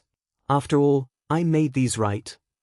He tapped his heel once, making the skateboard appear. He slid slightly before making it disappear. The staff had agreed he could take those home since he made them. They were approved, and they weren't considered a weapon. True. Can I help? Shinsu asked. It had been a while since him and Izuku worked on something together. Ever since he got a job, and met Darby, they hadn't hung out alone for a while. Of course. Here, I'll show you how to take apart the larger computer. We need its screen, motherboard, the ARM, and any other storage thingies. Izuku handed him a pair of gloves and tools, though Izuku didn't wear any gloves, which explained the small scars he had. How come I have to wear gloves? Shinsu asked with a small frown. Izuku rolled his eyes and nudged him. 'Cause I'm a good older brother, now let's get to work. They had gone through the computer pretty quickly, getting anything of value and useful out before Izuku started tearing the metal apart. They mostly talked about school and things the other had missed or drama. You should have seen it. Mina can be scary when she wants. Izuku chuckled at the story. I think Denki almost passed out though. His lucky I caught him or he would have bashed his head open. Izuku smirked as he pried the casing off of a phone. Speaking of the group, you like any of them? Shinsu dropped the tool he was holding and stared at Izuku, who was smiling like an evil cat. You. Stop that. Izuku laughed a little. I have no idea what you're talking about, Toshi, I haven't done anything. Shinsu glared and picked the tool back up. But you will, the moment you even think I like one of them you're gonna interrogate and threaten them. Izuku gasped. I would do no such thing. I would interrogate and threaten both or all of you. Shinsu rolled his eyes and threw a screw at Izuku, who dodged. Oh right. I have a shift later, do you want to come with? You can work on schoolwork while I help people. You sure? Won't your boss be angry? Shinsu wasn't opposed to the idea, none of them had actually been to where he worked before. Nah, she's really nice, I'm sure she'd love to meet you. Fine, as long as it doesn't get you in trouble. They had finished the casing for the outside of the visor and a few other things for the added pieces when it was time for Izuku to go in. Shinsu packed a small bag for his things so he had something to do while Izuku worked. Midoriya. Glad you could make it. Mayumi sent a smile to Shinsu. This your little brother, right? I definitely see the resemblance. She joked, pointing to their hair. Very funny, he nudged her as he went to the back and changed into his uniform. His just coming to work to hang out is all. Nice. Sibling bonding is always good. I'll go ahead and head out then, we've been slow today, only a couple of people so I wouldn't worry too much. She went to the back and changed into her own clothes before leaving the cafe. Shinsu sat at the counter and started finishing the homework he had gotten while Izuku whipped down the tables and helped the few patrons there. Senpai. Izuku turned and saw Gyro and Yomomo walking in and sitting a chair away from Shinsu at the counter. Hey! How are you guys doing? I haven't seen you in a while. The two girls had been coming in a little more often ever since he helped them with schoolwork, though more recently they hadn't been around. Sorry about that, I've been trying to train more and Yomomo was helping me. Shinsu perked up at the new people a little and looked between the three. Really? What have you been learning? He set tea in front of Yomomo, a soda in front of Gyro, and topped Shinsu's coffee off. We don't wish to distract you from customers, senpai, it can wait. Izuku looked confused, there wasn't anyone else in the cafe besides them at the moment. He locked eyes with Shinsu and laughed a little. This is my little brother Shinsu, he's not really a customer. He explained. Both girls looked shocked and looked between the two. You don't really look alike.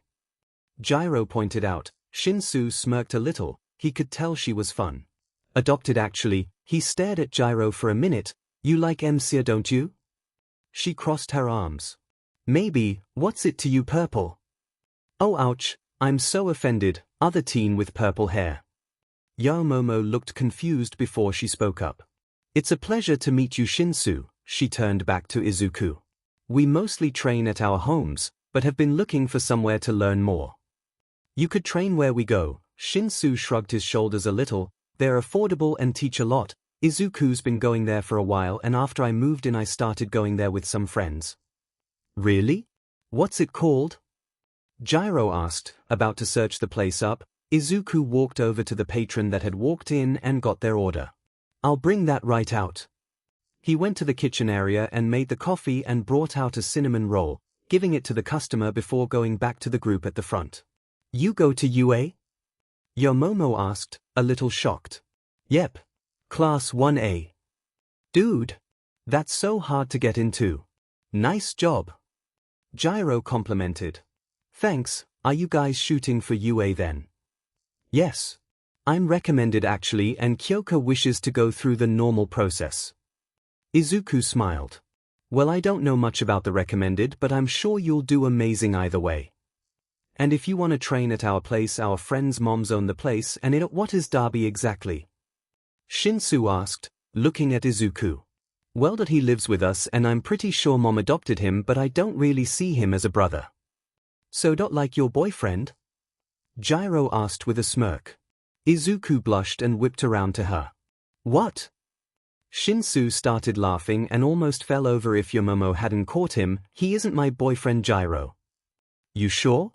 'Cause we've heard you talk about him a lot. She's got a point, Izuku. Is there something you're not telling me? Izuku glared at both of the purple-haired teens while Yomomo giggled. Both of you stop that, I will poison your drinks. That didn't stop the group from laughing as Izuku rolled his eyes.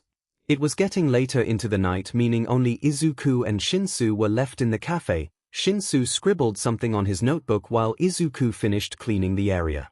When the door opened though, Shinsu looked up with wide eyes seeing Aizawa standing there. Oh! Hi Aizawa-sensei. Usual right? The teacher nodded as Izuku began preparing his order. Holy shit! Shinsu whispered, though it was loud enough to get Aizawa's attention. He looked at the other for a moment before speaking. Shinsu Hitoshi, right? Shinsu nodded, still a little shocked that the hero was there. How are the Midoriyas treating you? Aizawa knew that the other wasn't in danger, but he had also learned that Shinsu was a huge fan of his. Yeah, Izuku and Mom are great. Aizawa nodded. You also plan on becoming an underground hero? Shinsu nodded again. If you're not working for it, give up. Shinsu glared a little. Of course I'm working for it. He growled a little, though Aizawa only smirked. Good, you have some potential then.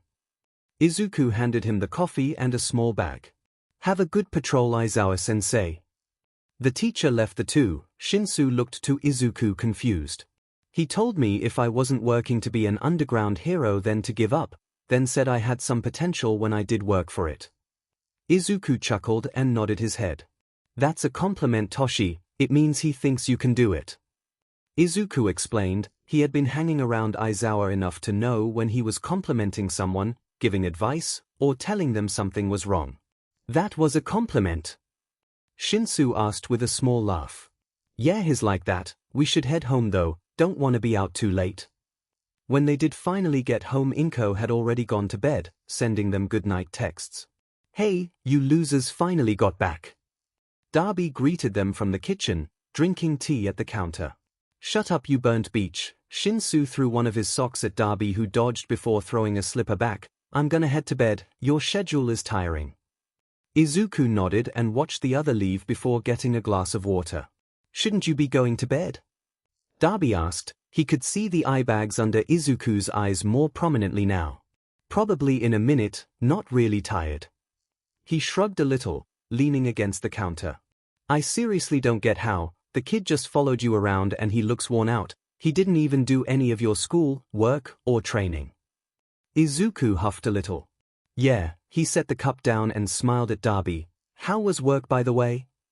Pretty normal. Effing brat is a piece of shit though. Izuku laughed, knowing who he was talking about, but is not terrible. The others are getting good, but Lightning McQueen could use a little more work, especially with his quirk. He nodded. Hopefully they would be able to help him so he could be a good hero. Maybe I should see if I can help. I think I've analyzed his quirk before.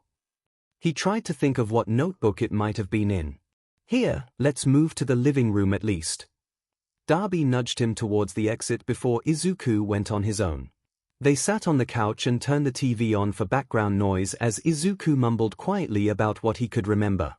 Darby listened silently as he talked. He could understand most of what he was saying at least. Oh sorry, didn't mean to do that.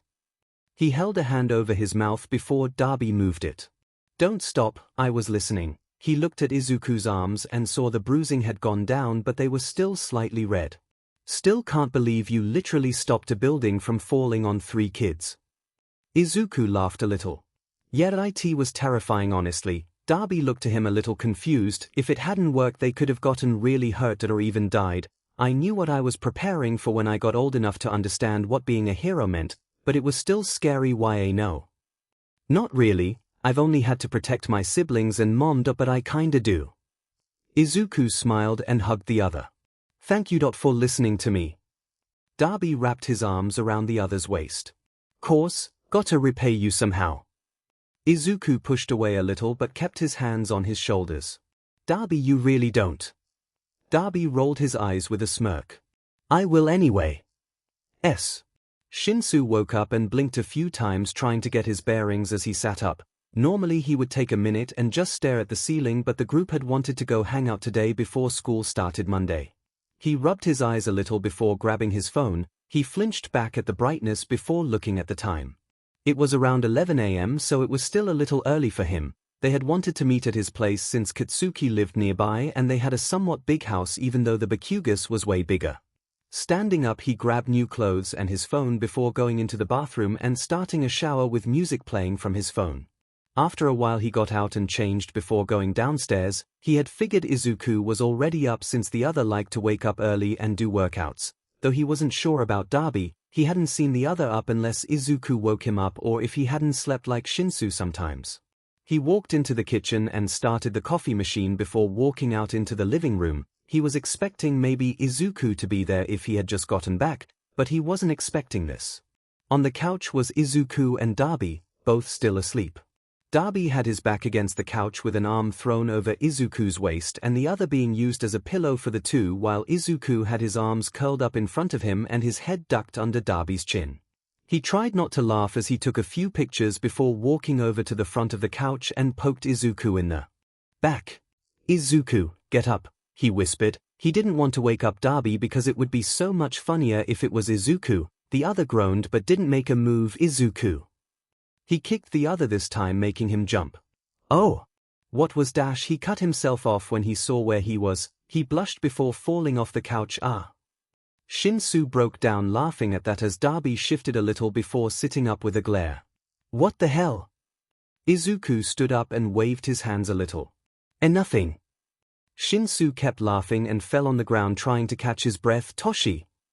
Shinsu laughed louder as Izuku tried to wrestle the phone from him. Finally catching his breath he stood up and smiled at Izuku's glare. "Nope. These are mine now, blackmail purposes." Izuku growled a little before chasing after Shinsu throughout the living room as Dabi rubbed at his eyes. "Jesus!" Dabi stood up and ignored the two running around, going straight to the coffee and pouring himself a cup, adding sugar and creamer to it. "You can't run forever. I know where you live. We live together, dumbass." The two kept fighting as the front door opened and Katsuki walked in. He took one look at the siblings before joining Dabi in the kitchen and getting water. "The F they doing, you overgrown recon?" Katsuki asked as he watched the two fight, though it was obvious neither were really trying. "I have no effing clue, Sparky Boom Boom Man," Katsuki growled but went back to watching them. When it came to Dabi, Shinsu, and Katsuki they all came up with nicknames for each other, though it was usually insults more than anything. "Wait, why the hell are you here?" Katsuki pointed to Shinsu before making a few hand gestures.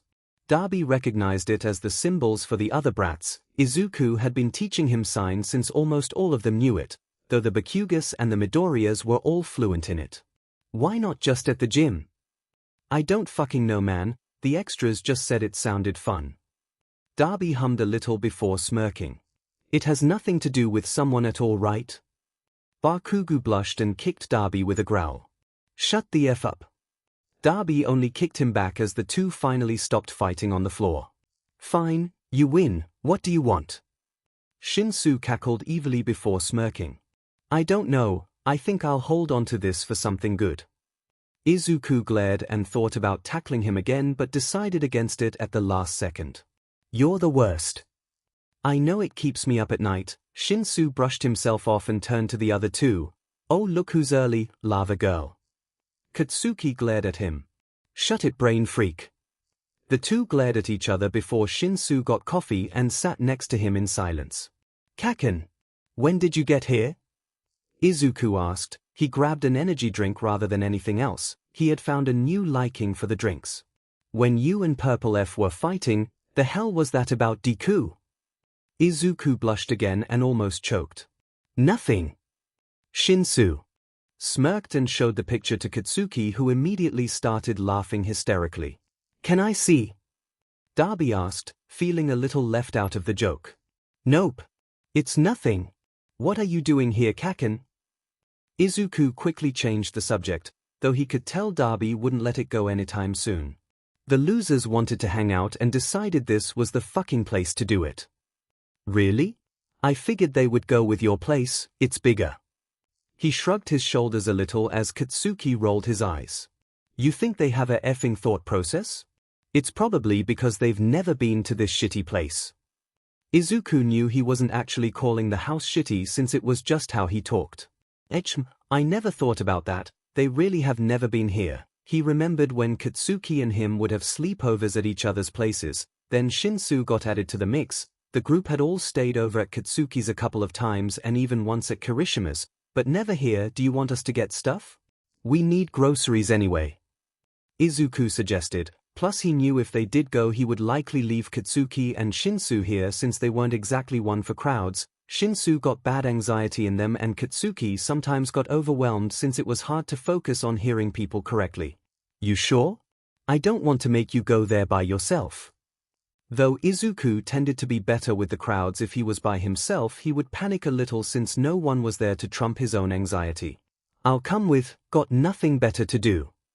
Darby shrugged his shoulders a little. That was when Izuku realized something. Oh my god, did we ever get you clothes?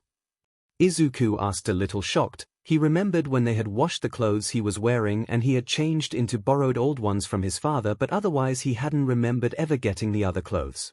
Oh shit. Katsuki and Shinsu started laughing at the duo as they had realized they never got him other clothes. Yeah, we'll go ahead and get groceries and your clothes then. Izuku laughed a little as he went upstairs to change. Darby watched him leave before looking at the two younger teens. Tell me why you were laughing. Izuku was looking at the clothing stores near them as they walked. He knew of a few but he didn't really know Darby's style or aesthetic. Izuku always went for more soft boy, as Mina called it, or should be illegal by Kaminari, who was then punched by both Katsuki and Shinsu. What clothes do you like? Darby seemed to snap out of a dream. What? Izuku laughed a little. What do you like to wear? Darby got a weird look on his face. Clothes? Izuku stared at him for a moment before breaking down in laughter as Darby blushed. Well, I don't know. It took a moment for Izuku to calm down, but once he did he showed him some pictures of the clothing stores. Well, you seem to like black and blue would look good on you, maybe some dark reds? Izuku listed off a few more things as Darby just scrolled through the pictures. Sounds fine to me, maybe more blacks though. Izuku nodded as they made it to the first store.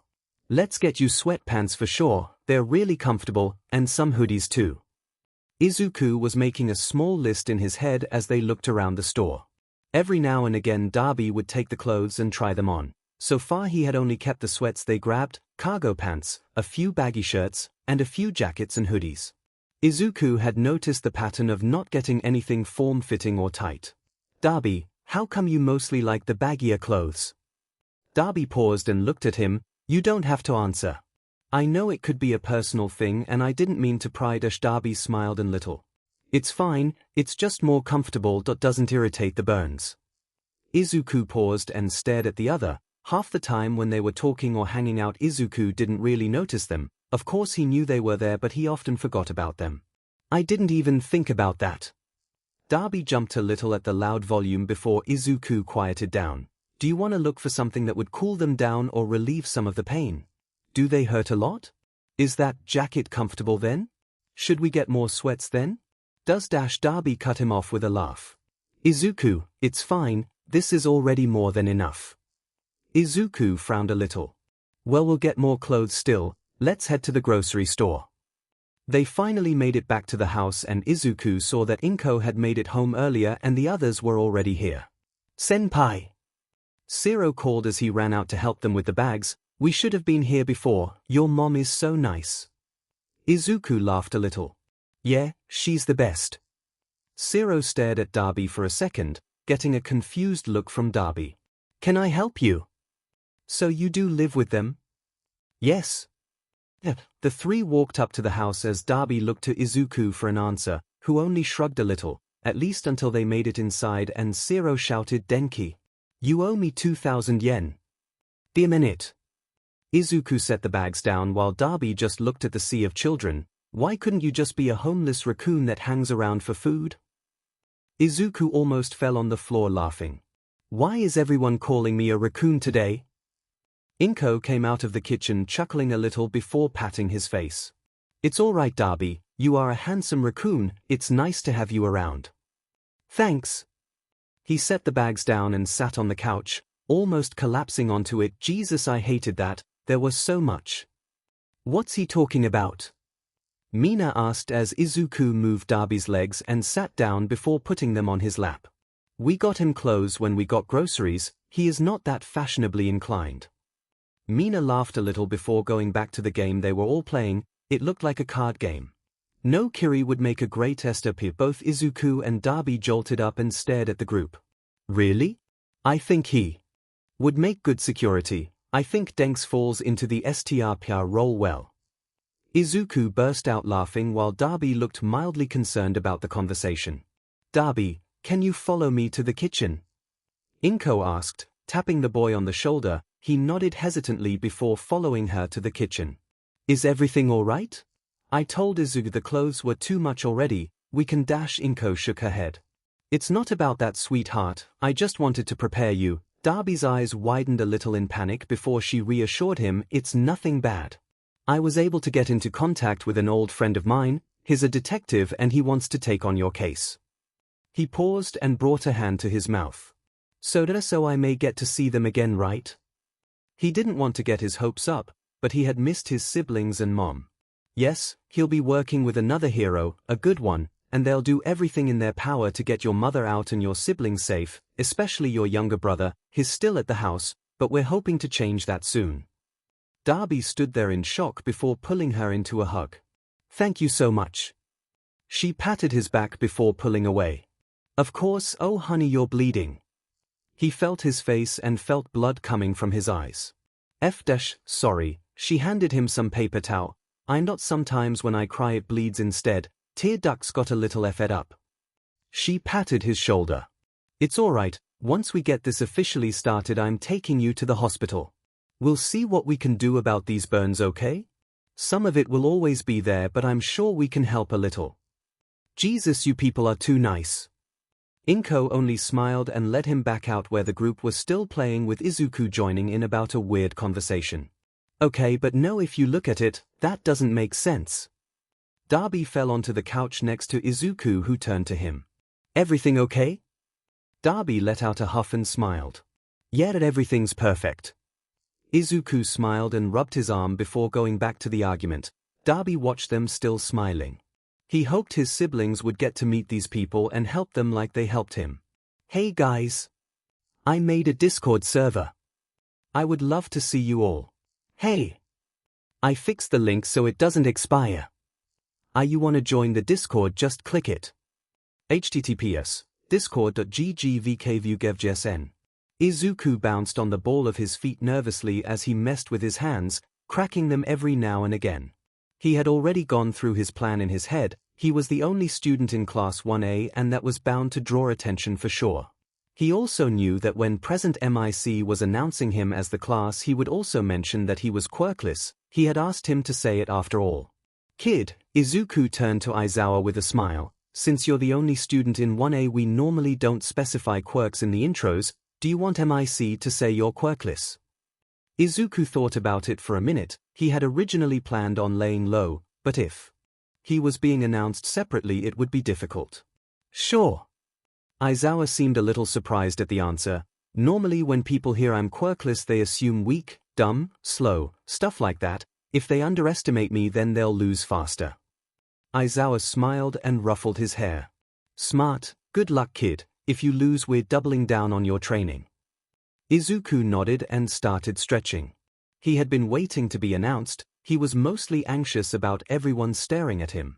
He had gotten used to talking and being around strangers thanks to the gym, kids, and his job, but other things still made him nervous, such as really big crowds. And now, Class 1A. That only has one student. At that he walked out with a small smile, trying to keep the small bounce in his step. Midoriya Izuku. You ace quirkless wonder. Izuku faltered a little. He was not expecting that last part. He could practically hear his own heartbeat as the stadium got quiet. Until present MIC began talking again, he could hear people whispering still though. There's only him.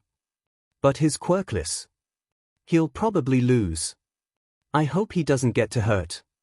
He ignored them as he watched the other students walk out, clapping and cheering when he saw Suzuki. Once everyone was announced and told to meet in the middle they immediately joined up. She glared at anyone that gave them funny looks while Izuku looked at anyone's quirk and tried to analyze them as soon as possible. We're going to jump right into the festival. Be prepared, everyone. Midnight yelled as the screen lit up with the first round laser dodgeball. The large group of students were shown to a large arena-like room. The entire room was dark, but they could see large, small, and wide boxes everywhere. There were random walls with holes through them that you could see through and likely fit your arm through. In this room you'll see obstacles that you can use to your liking. Suddenly lasers of different colors turned on, some moving, some appearing and disappearing, and others staying still. You'll all get one dodgeball. When the time starts you'll have 30 minutes to collect points from other people. Each person you get out is worth 10 points. If you catch a ball, neither person is out. By the end you need to be holding a ball or you're eliminated. Good luck, everyone. They were all given a ball that was roughly the size of Izuku's hand. They had a moment before the timer started and Izuku could feel eyes on him. He tried not to focus on them as he watched the lasers. There was a pattern to all of them. All of the blue and purple ones stayed still, the green ones appeared and disappeared, and the red ones moved. It looked like the green ones were set to a specific timer, which made sense for a program if no one was controlling them, but he was worried about the purple ones. It didn't make sense to have two stationary lasers. He also noted that since the red ones moved while the blue stayed still, it might be a hint. I'm going after him first. Yeah, easy points, right? He smirked little. His plan was working after all. Begin. Izuku scanned the area before sprinting to one of the walls. He jumped over it. He threw his ball in midair and took the person hiding out. He rolled and picked his ball back up while taking the persons as they walked out of the area with the help of a teacher. He ducked behind the wall and looked through the holes. He could see people still having trouble even getting around the lasers. He watched as someone got close to the purple ones. As soon as they were within a few inches, it moved towards them and hit them, getting them out. So his theory had been right. He looked around the edge of the wall and saw someone looking around. Taking his chance, he leapt over the wall before twisting and hitting them with one of the dodgeball. They groaned as they tossed their ball to him. He caught it and went back behind the wall, putting it with his other one. He knew some of the people were still gunning for him, especially if they saw the two he took down. So far it looked like a little over half the students had been taken out already. He assumed that if he took someone down he wouldn't gain their collected points, just the original 10, and if the two he took down had high points then it would dwindle them down. He grabbed his extras before jumping over the wall. He saw two people out in the open and quickly hit them before flipping over some of the lasers and landing on a platform. He ducked under a ball before jumping down. He rolled under one of the red lasers before ducking behind another wall. 10 minutes left. Izuku's eyes widened a little. He hadn't expected it to get so close. Taking a deep breath in, he jumped over the wall and dodged the lasers. He was hoping someone would try to hit him. When a ball came at him, he smirked as he jumped and twisted in the air. He kicked at it, making it fly back to the sender and get them out.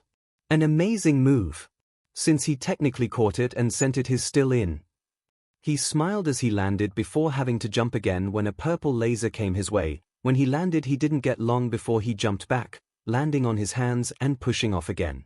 His feet landed on one of the walls and he pushed off before rolling and landing behind a platform.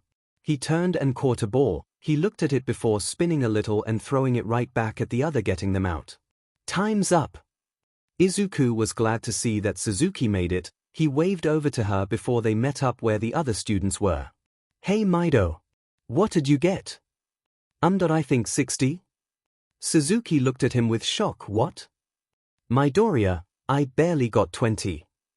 Izuku looked at her with wide eyes. Oh. Yeah, oh. Jesus man. If I had known you were such a badass I would have teamed with you. Izuku laughed a little and rubbed the back of his neck. Sorry. She rolled her eyes and elbowed him a little. Good job everyone.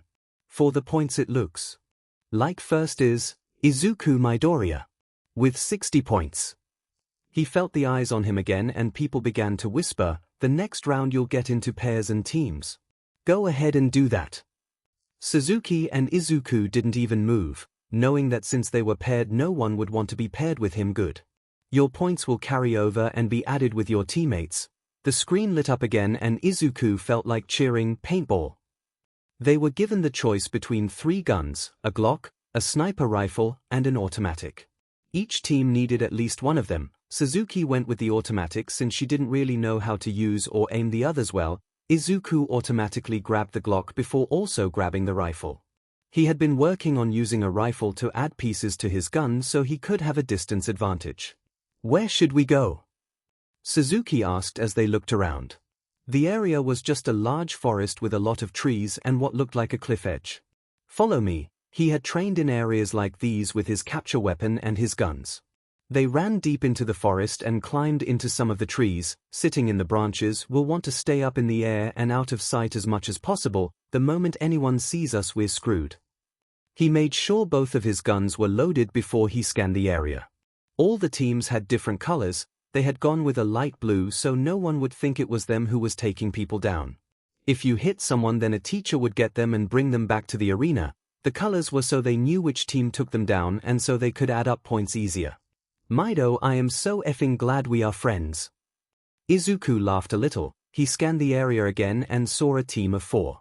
"Suzuki," he whispered, pointing to them. They could at least get 2 if she was bad at aiming, but it would still be half their team. As quietly as possible, Izuku aimed the Glock at the obvious leader while Suzuki aimed at the one behind them. They waited a few seconds before Izuku fired, hitting the leader. He heard Suzuki fire and saw it hit the other team as he quickly aimed at another and hit them. He had expected the 4th person to run, but they only seemed to panic, letting Suzuki get another shot in. "Hell yeah!" She cheered quietly as Izuku tried to think of how many points they now had. They moved throughout the trees as quietly as they could, with Suzuki using her snakes to swing through them while Izuku would jump and use the branches to move. They had been racking up points as they went, taking out team after team. When they weren't shooting, Izuku was showing Suzuki how to aim properly or how to use the sniper rifle. "Ammo drop." Izuku looked up as a drone flew overhead and dropped a crate of paintball ammo. "Should we stop?" Suzuki asked since they were close by. Izuku smiled as they jumped down and grabbed their own ammo. Before they left though, Izuku looked at the crate and smirked. "How much do you think we could carry?" The group cheered as they saw Izuku kick the dodgeball back to its sender. Inko simply clapped with the crowd as the kids all shook each other. "That's how you deal with effing extras." Bakugu shouted as he jumped up and high-fived Shinsu. "Senpai's the best. So manly. Woo!" Darby laughed at the excited teens screaming. "Jesus, you'll get hyped, don't you?" he asked teasingly as Shinsu glared at him. "Shut up." Zero smirked and leaned over to Darby. "At least we don't drool when he's working out." The others laughed while Darby shoved Zero off the couch. "They can't even see him. That's so cool." Kaminari shouted as they saw another team get taken out by a light blue paintball. "He's gotta teach me that sometime." They watched as the camera got a small glimpse of Izuku swinging between the branches. When they heard the ammo announcement, they were a little shocked to see Izuku and his teammate taking all of the ammo they could carry. "What are they doing?" Kirishima asked, a little confused while Inko smiled proudly.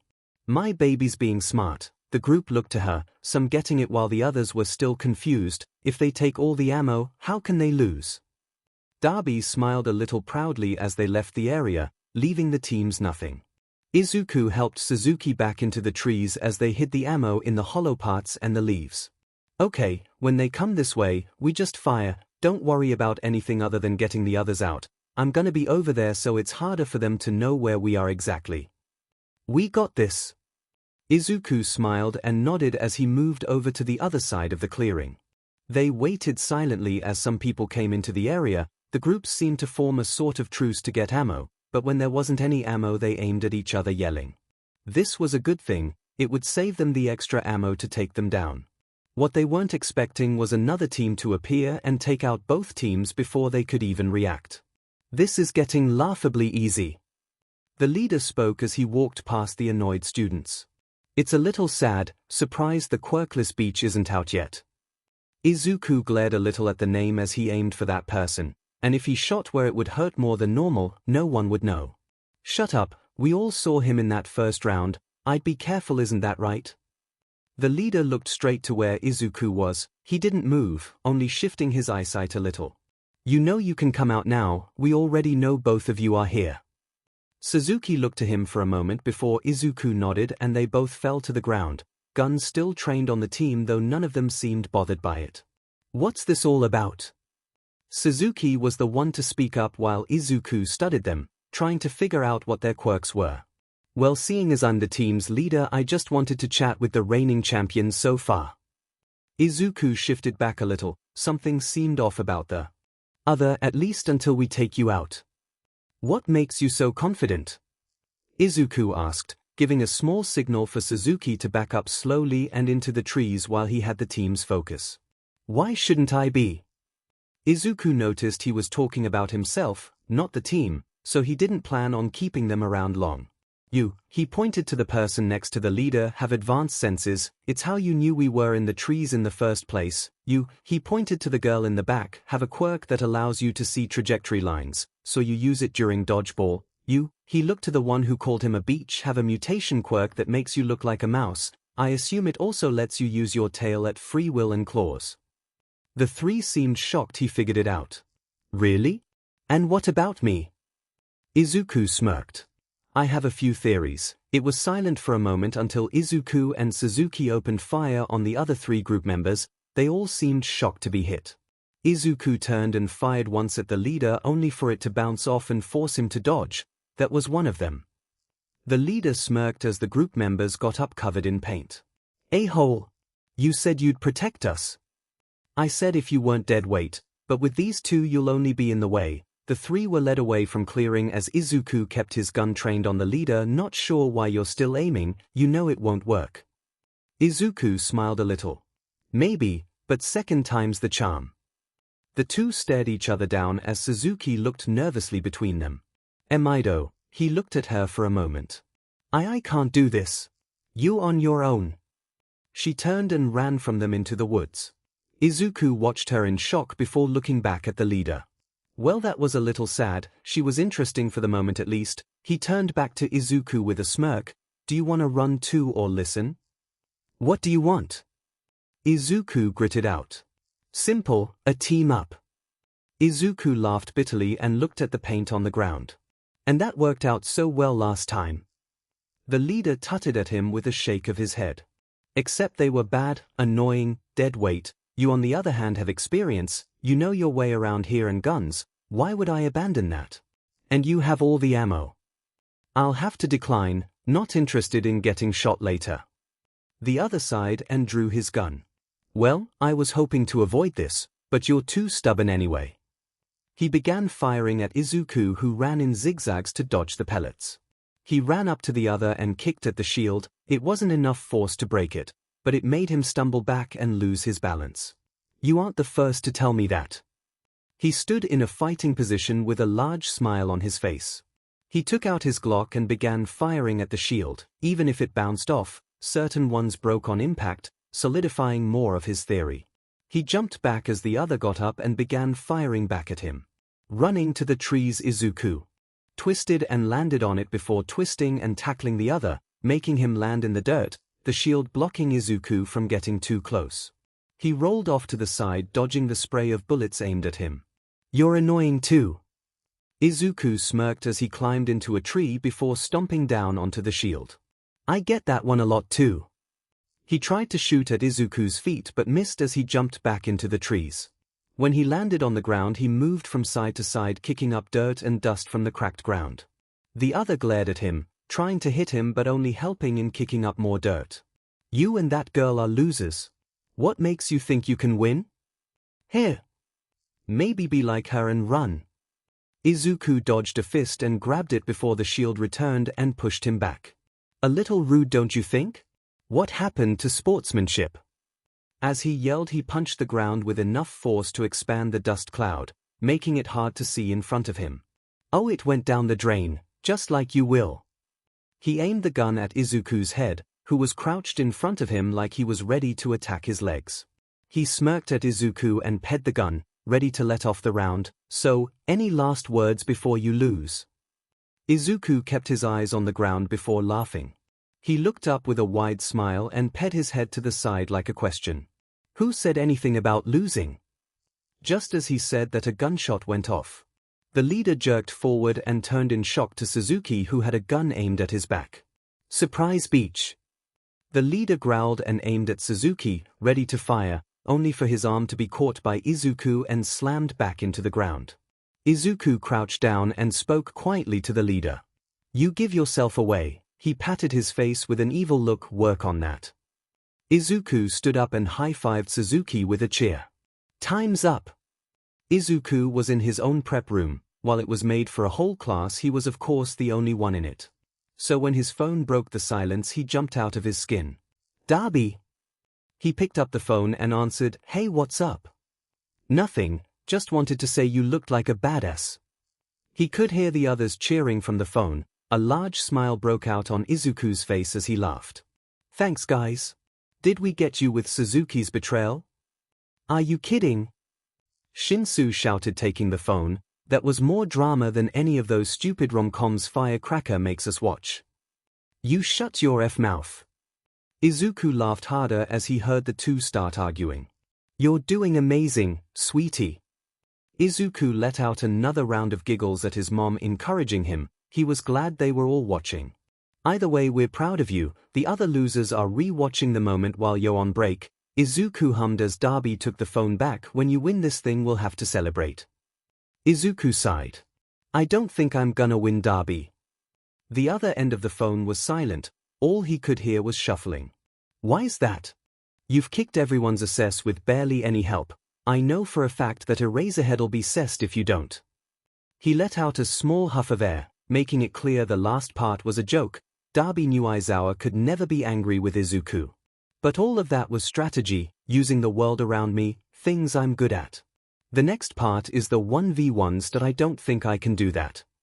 Izuku trailed off a little, feeling the nervousness come back to him. "Izuku, listen to me, take a deep breath and hold it. The team did as instructed, now let it go and actually think for a second, alright?" "Darby, what dash?" The fire user cut him off. "Izuku, it may be the fights, but you're still in an arena. You're facing someone who might be stronger than you, who will have a quirk that you don't, but is probably the stupidest person ever. Use that brain of yours, Izuku. Smarter and harder, alright? If you got nothing on YA, then use it against them." It was silent for a moment as Izuku let the words sink in. "You're right." He heard a sigh of relief from the other line. "Thanks, Darby, what'd I do without you?" "Probably have more room on the couch, honestly." At some point it had become common for them to always steal the couch together. "Nah, I think I like sharing the couch." Izuku felt himself blushing before laughing nervously. "I should go, gotta get ready for my fight. Bye." He quickly hung up before the other could respond. He put a hand over his eyes and groaned, "Why did I say that?" We're in the final rounds now. And our first one-on-one fight is between the kid who keeps on giving, who has destroyed all the competition, Izuku Midoriya. As Izuku walked out, he heard cheering. Though he was focused on his opponent, he had a plain look, brown hair and eyes with nothing truly standing out. And a member of Class B, who we haven't seen much of, Haru Ito. When he walked onto the arena, Ito seemed cocky, simply looking Izuku up and down before rolling his eyes. "Congrats on making it this far. But we'll be taking over from here." Izuku didn't respond. He may have a similar quirk to Shinsu and he couldn't risk it. The green-haired teen got into a simple fighting stance, his eyes tracking the other's every move. "Go!" As soon as the start was called, the teen in front of him turned into nothing, but something was still there, a shadow. Izuku watched the shadow but moved around just in case he was wrong, though it was unlikely. When the shadow got close to him, he watched an arm fly towards him. He stepped to the side and grabbed where he estimated it should be.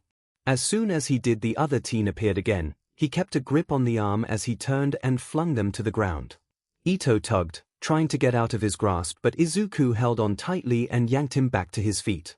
With a simple punch, he knocked the plain-looking teen out and ended the round. Midoriya Izuku wins. With a record time too. Izuku waited and helped carry the teen back to Recovery Girl, ignoring how Midnight mentioned something weird about sportsmanship. "We weren't the ones to make the matchups, it's random." He turned and saw Aizawa leaning against the wall. "I figured," He shrugged a little. It would have been fine if he wasn't so cocky and tried to use it sparingly. If he had turned invisible closer to me it would have been more trouble, but he did it so far away that I could see the shadow right away. Aizawa hummed and pushed off the wall. I want you to win this, alright? Izuku nodded, but if you don't I won't be angry, alright? He let out a laugh and nodded again. I know, Aizawa-sensei, but I wanna win too. Aizawa smiled and ruffled his hair. Good luck then, kid. From what Izuku could tell, if he was going to win this he would have 3 more fights at least, unless there needed to be a tiebreaker, which was unlikely to begin with. So he kept track of all the winners of the fights after him. If he could figure out their quirks before he fought them then he would have a better chance of winning. The other 7 winners had been a girl with a rock-based quirk that allowed her to control them, Naomi from the USJ incident, the guy from the USJ, someone with what seemed like a sound-based quirk that let them throw their voice, a rat-looking girl who was quick and slippery, a lizard, and Suzuki. With my luck I'll end up fighting her. He groaned out, sliding down in his seat, still clapping when she won though. Izuku was now fighting Suzuki, or he was supposed to be. I'm gonna be honest, she rubbed her arm awkwardly. I don't really wanna fight you. The entire arena was silent. What? Izuku dropped out of his fighting stance. Suzuki, I won't be angry if you win dash. She waved her hands. It's not that, I promise. But Izuku, you intimidate the shit out of me. The first time we met you held up a building. The other teen blushed as she yelled that, since it was so quiet everyone heard her. He did that. I thought he was quirkless. Why did he need to do that? I really want you to win this, so that I drop out. She yelled to the announcer's box. Midoriya automatically wins. Izuku stared in shock before tackling the girl into a hug and laughing with her. You shouldn't have done that. It's gonna look so bad. She rolled her eyes and shoved him. Not if you win. Now come on, we're gonna get snacks and I'm sitting with you. Izuku sighed and let the girl drag him out of the arena. He would at least get a longer break this time. I feel like we should get soda and some chips. You're not on a diet, right? Why would I be on a diet? She started laughing. I don't know. I assumed with your godlike muscles you ate air and sunlight. Izuku blushed and hit her. Suzuki. With Suzuki with him the round seemed to pass faster, even his own round had gone by quickly. Since the rock-based quirk didn't work on him and the only rock they had was the platform, there wasn't much she could do, so Izuku ended up just pushing her out of the ring after a small fight. Dude, you're kicking butt. Why do you look like someone cessed in your yard? Izuku looked at her weirdly for the comparison. What does dash? Never mind. He sat back down and sighed, because this seems all too easy. Our first rounds were a little challenging, the second we had to get creative, but as soon as we get to the actual hard part it seems too easy. If this is about me dropping out I'll still fight you. Suzuki offered with a completely blank stare. No, I'm not going to fight you, Suzuki. Your loss or another win. She shrugged as they went back to watching the fight. It was Naomi versus the USJ guy. How did she even make it this far? She's not good at anything other than being a beach. Her quirk is useful. She helped during the building. She also kinda caused it, but she helped at least. He tried to defend her, but there wasn't really a point. Well, when you fight her it'll be an easy win and you'll win the whole thing. Izuku only hummed, watching carefully. Something felt off. Naomi wins. The girl turned to them and glared at Izuku, though she was smiling. Fucking beach. Suzuki flipped her off as Izuku maintained eye contact. I have a bad feeling about this. He stood up and went to his prep room, leaving Suzuki to worry about him. The final round. Naomi versus Midoriya. The cat/wonder or the quirkless fighter. Izuku stared at her from across the ring. She was standing casually with a hand on her hip. No quirkless, I think you've had it easy. He shifted his foot back a little. I mean, no one else in the class? Who puts you in your place? He lifted his hands in front of him. None of these fools obviously, but I'm more than willing. She spread her hands palm out, the claws appearing. Go! She ran forward right away, wasting no time and slashing a hand where Izuku once stood. He stepped off to the side and grabbed her hand, though he was met with her other claws coming up and slashing at his arm. Jumping back, he placed a hand over the wound. The cut was deep and bleeding, and if it had been any lower. "I don't plan on holding back, boy." She whipped her hand as blood flickered to the ground violently. "You can drop out now, it'll be better than being torn to pieces." She charged at him again with a large toothy smile. He jumped back again, trying to dodge the long appendages. She was aiming to hurt him, not just hurt him but damage him badly. She wanted him dead. She wanted him dead. Focus, dumbass. Suzuki shouted in time for him to dodge another slash. Realizing she was cornering him to the edge, he took a breath and flipped onto his hands before pushing himself up and over her, flipping their positions and raising his hands again. He slowed his dodging a little, letting a cut appear on his forehead. He dropped down and swung his leg out, getting a large gash in it as she fell to the ground with a strangled scream. Not letting her get back up, he pinned her hands with his foot and used his other leg to hold her chest down. She tilted her hands and dug her nails into his hand. He winced but didn't let her go. "Get the hell off me." She squirmed and dug into his hands, but he didn't move. "Naomi, can you move?" Midnight asked, getting closer to the pair, her eyes going to the large amount of blood coming from Izuku. "Hell yeah. This speech needs to get." Izuku watched one of her claws grow before it swiped down. "OFF." He stumbled back, feeling more blood drip down his arm. It distracted him enough that she was able to grab him by his hair and tug forward. He growled and punched her in the stomach before grabbing her head and slamming it against his knee. "You broke my effing nose." She held her face with tears in her eyes. "And I'm going to bleed out. Looks like we're both having a bad day." He hopped a little before whipping the blood off his face. That only seemed to make her angrier as she charged again, but it was sloppier and slower than last time. He grabbed her shoulder and dragged her forward enough for her to stumble. Aiming his elbow, he slammed it down onto the back of her head, finally knocking her out. Midoriya wins. The green-haired boy let out a sigh of relief, his vision swimming a little from the blood loss. The ring had to look disgusting by now. He felt himself almost fall before Midnight caught him. "You all right?" They both knew he wasn't and he needed to lie down at least, but she still asked. "Stings a lot. Blood everywhere." He waved his hand around a little as Midnight helped him to Recovery Girl. "You should see Sho's face, he looks like he's having a heart attack." Midnight joked, getting him to laugh a little until he realized that was streamed to everyone. "Should call my mom, probably think I'm dying." "It's alright, we'll have Sho deal with that." Izuku hummed as Midnight sat him down on the mattress. He didn't remember getting there. "Look what you did." Recovery Girl shouted in fake anger. It was mostly worrying over the injuries. "You're gonna sleep for a week when I'm done with you." She threatened, though Izuku would admit a small coma sounded good. Recovery Girl sighed and placed a kiss on his forehead while Midnight helped clean the still bleeding wounds. "Izuku!" Suzuki burst into the room, looking close to tears. "Dude, you look like shit." That's the last thing Izuku remembered hearing before he passed out.